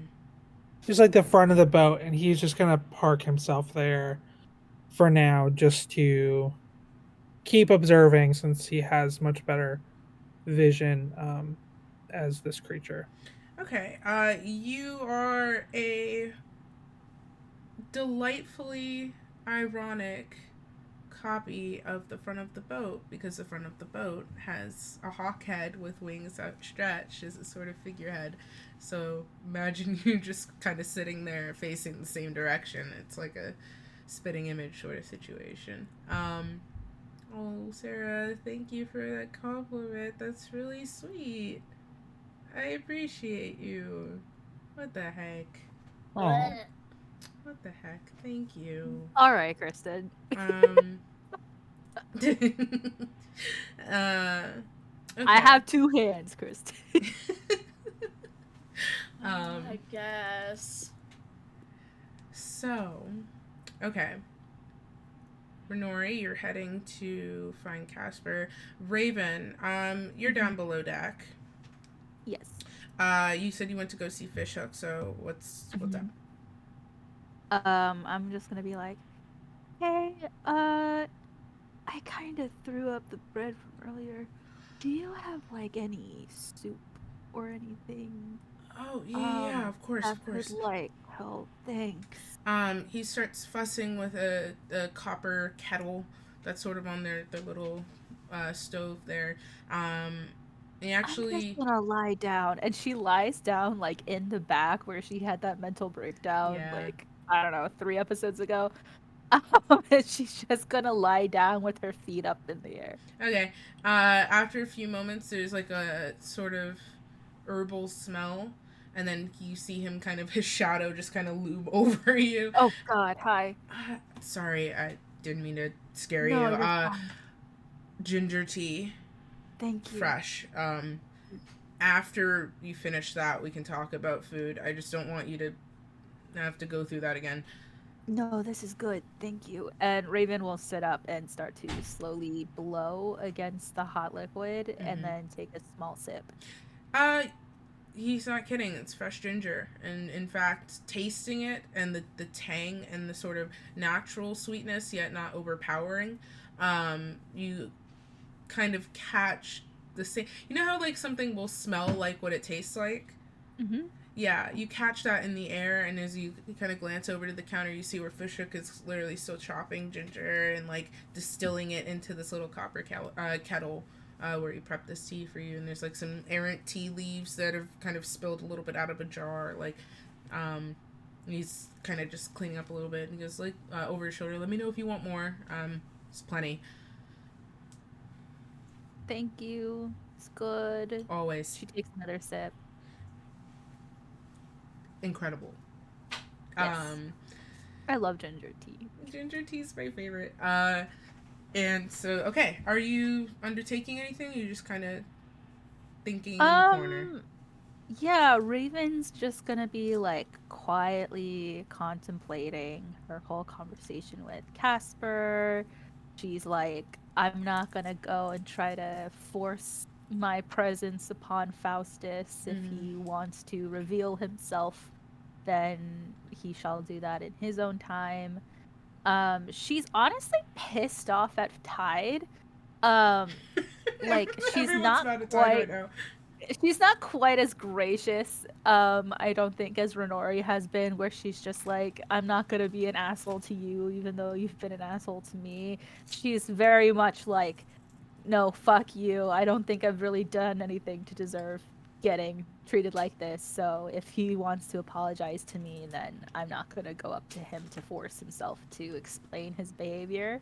Okay. And then she's also very much like, I really hope Renori doesn't come down here, but she's just going to like let Fishhook play doctor, no, not in a sexy way, and like deal with her whole like nausea.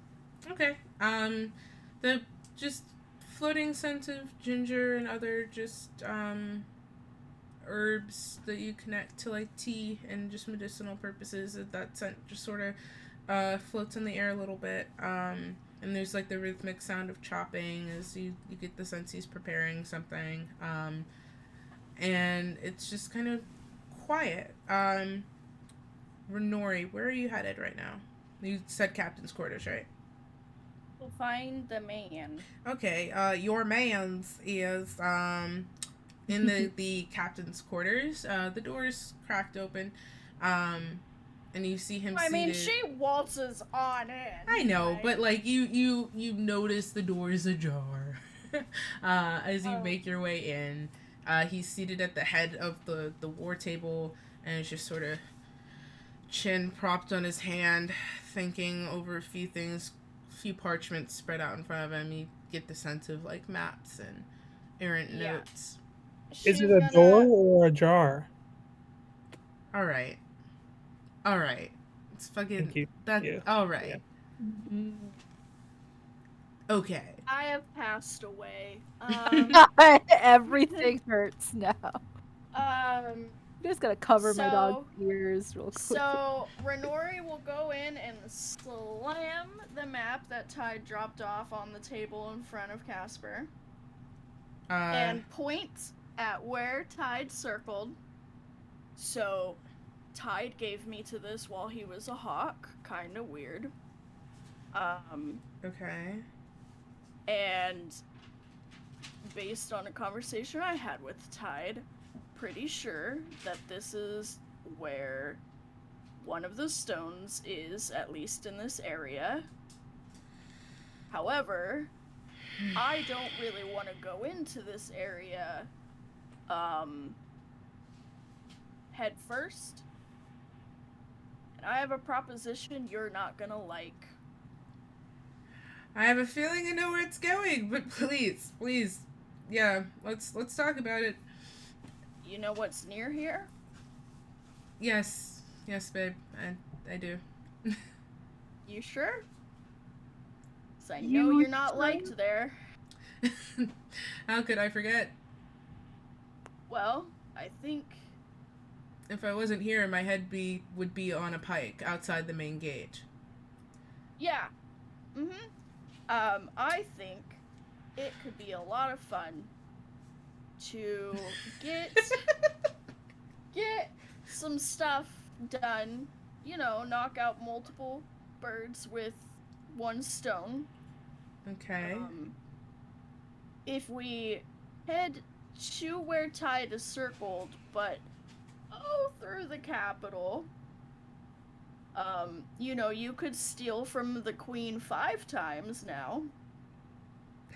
Fun. You recognize the similar look that Faustus gets when his fingers start to get twitchy, just starts to flash across Casper's face. And you know, Captain Cutie, I haven't seen you use those. Well, let me rephrase that. Nope. I haven't seen shut you. it down. I haven't seen you. No, don't listen. Stop, everybody! I'm fixing it. The way I had an actual buffering sign and then it clicked as everyone gasped in horror. I haven't. Bella came up to me for comfort. Jesus Christ. I haven't seen you steal anything before, and that's apparently what you're really good at, and it might be really hot to see that, but also, I have some questions for the queen, and also, I think the queen might have useful information that could help us with everything that we're doing. Okay. Exactly what do you think the queen would know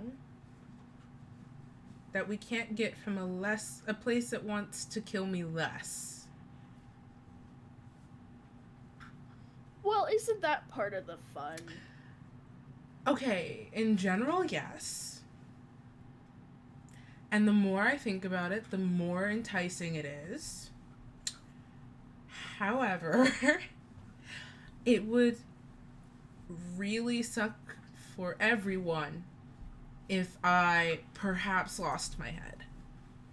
Okay, but I'm not gonna let that happen, and I don't think any of us are. I love you so much. I love you so much. I love everyone on this boat so much. But this is the biggest butt in the planet. But the juicy ass. Except for Tom. I would love to believe that our ragtag group of misfits and orphans that have banded together to save the material plane and they don't even know it, I would love to believe we could take down the Queen's entire guard and also the Navy on the way out. However, the amount of war crimes, you kind of hit a ceiling. I'm not saying no. It's just gonna take a lot of logistics. Is Tide sure? Well, I don't think Tide is the type of person to... He is not like Faustus. He doesn't like to gamble. Right. And oftentimes he's the only one holding a brain cell.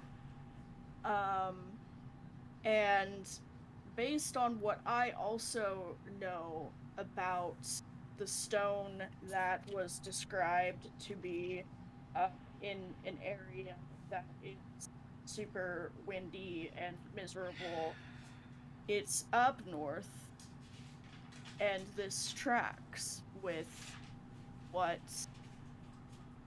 I heard previously back in my home. Okay. Okay. Right. Okay. I'm not saying no. It's just a lot of logistics. I'm gonna have to call in a few favors probably as well. Well, get to it, babe. I'm gonna work on it. I got. I'll talk to you and redeem a few favors. You know. We'll see. I'll do whatever you'd like. Arches that eyebrow.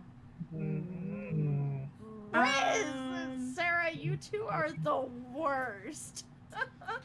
Kind of bites his lip a little bit and goes, well, now that you mention it, and kind of leans forward. You're gonna ask me to drop this, aren't you? You're gonna be like, what I want you to do is drop this, because that's really shitty and I'll kick you really hard. Okay, first of all, no. But that would have been really funny. Yeah, you're not that funny.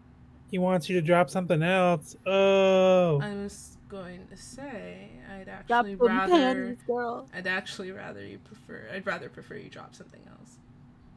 God damn it, all of you. That's actually what he was going to say before you got there. I know, and I know. As Casper leans forward, and gets that sort of look in his eye that you're very familiar with, there's a very quick and aggressive set of knocks on the captain's quarter door. Casper kind of leans around to you and just Hide, fuck off. It's not Tide, it's Chad. Oh. Crying that his name is Chad. It's not, can I come in, please? Yeah, we're not naked. Casper kind of, just a quick gesture, the door swings open and Chad's standing there, and as soon as it's open, he rushes in, goes, okay, sir, not sure if this is anything, but I think it might be something. Off a few miles, we have a few hundred miles, but there's a ship. The course is negligible. It could pass by us, but it's on our bearing. And Casper kind of leans back a little bit, pushes up his sleeves. Okay. There's a ship in a shipping area. Anything else? Crying. And Chad just kind of... Right, of course. So I looked, and they're flying pirate insignia? Sorry, what the fuck does that mean? Let me back up. Red sails, red flag, wood, normal wood, not anything specific. He's like sweating. They're just heading like very directly towards us, and you told me if I wanted to be first mate someday, I had to just keep a keen eye and try to help get us out of situations like this. And Casper just puts a hand up, and Chad immediately falls silent. Thank you, Chad. Much appreciated. Uh, Rin, let's table this for the moment. I'm gonna... Oh, you want to do it on the table? Not out of the question, but... You I'm haven't kidding. yet? I'm kidding. I know what you mean. More Yeah, surprised you if know, they haven't. I think Chad's They started on the concern's table once, if I valid. remember correctly. Yeah. Um, I think Chad's concern is valid. Thank you, Nori. Anyway, I have a really bad feeling about this, and Casper sort of scoffs and holds his hand out to Chad, and Chad places a spyglass in his hand, just a simple make, nice glass on it, black with gold trim, and he sort of just pulls it out to full extension and then walks out, and then takes a cautionary glance over the side of the boat. Goes, huh. Okay, well, we got a giant skull and crossbones. Fucking amateurs. Okay. Chad, I'm bored. When I'm bored, I like to take things. So, here's what we're going to do. Go find Fishhook. Tell him that we're going to be doing Modest Merchant. He'll know what that means. Go find Boomstick. Tell her to outfit us stealth. Go tell the men up deck we're doing Modest Merchant. After you've done all of that, batten everything down. Go clear out the topmost cargo hold. That's where we're going to put the stuff. Go find anybody who seems capable. Make sure they're aware and ready. Everybody should be weapons drawn. Boomstick needs to prep the gun deck. And he's just like listing off all these instructions quick. And then he goes, got that? And Chad's like, I actually do. And Casper gives him this like sort of, I'm not sure you do, but like a still proud smile, claps him on the shoulder and goes, okay, good. Well, don't have a lot of margin for error. Go. And Nori goes, what the fuck is Modest Merchant? Chad speeds off, and Casper turns to you. Okay, so got a list of prepped sort of scenarios. It makes it easier to like do this. Modest Merchant is right. Yeah, I figured it was code for something. Modest Merchant. Fishhook poses as captain. I hide below deck. This is like, it's like a cautionary thing. If they're Navy, usually it works in passing. We don't ever have to even brush. They'll sail right by us. It's also great to lay low if we're going to jump someone, because we're not flying our insignia. Speaking of which, Chad, and Chad like spins on his heel. Take the fucking flag down. And then Chad goes, like, nods quickly and speeds off as well. Once again, Modest Merchant just keeps us under the radar until we decide what we want to do. I think we have a group of fucking blowhards speeding towards us, flying the biggest red flag on the planet. It's take their funny shit. because they are flying red flags. Exactly. But then also the obvious. Yep. You're funny sometimes. Thank you. We're gonna. Yeah, Renora, you definitely made the joke funnier by explaining it. We're Raven's gonna voice take their doesn't shit. listen. We're gonna take their shit. I'm bored. I want their stuff. Maybe no. I want their stuff. Anyway, and he kind of like starts undoing his vest and then shrugs it, puts it up on the I thought you said we were doing this later. Oh, we are. I just no, I'm gonna be good later. And he like thinks about it and he gives you a quick kiss, and then he goes out onto the deck. She'll follow him. Okay. The hell is she gonna do in there by herself? True. That's true. Well, that's true. Anyway, Okay, everybody stop! Anyway, you Literally, I'm not doing anything this time. follow him out onto the deck, and he kind of has to point it out to you, but you do see that shape on the horizon, which looks just a little bit closer than the others at the moment. You see the brisk pace of people walking around, and there's a general sliding of wood. There's like, choom. And you actually looking over the railing start to see the cannons poking out one by one out of those little below deck sort of situation there.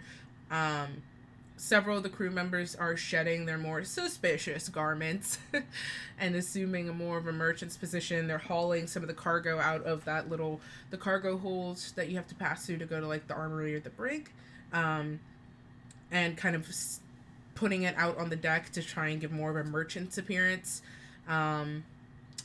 Fishhook is nowhere to be seen quite yet, but Chad is pacing around like a busy bee. And Casper just takes another look out at that ship and goes,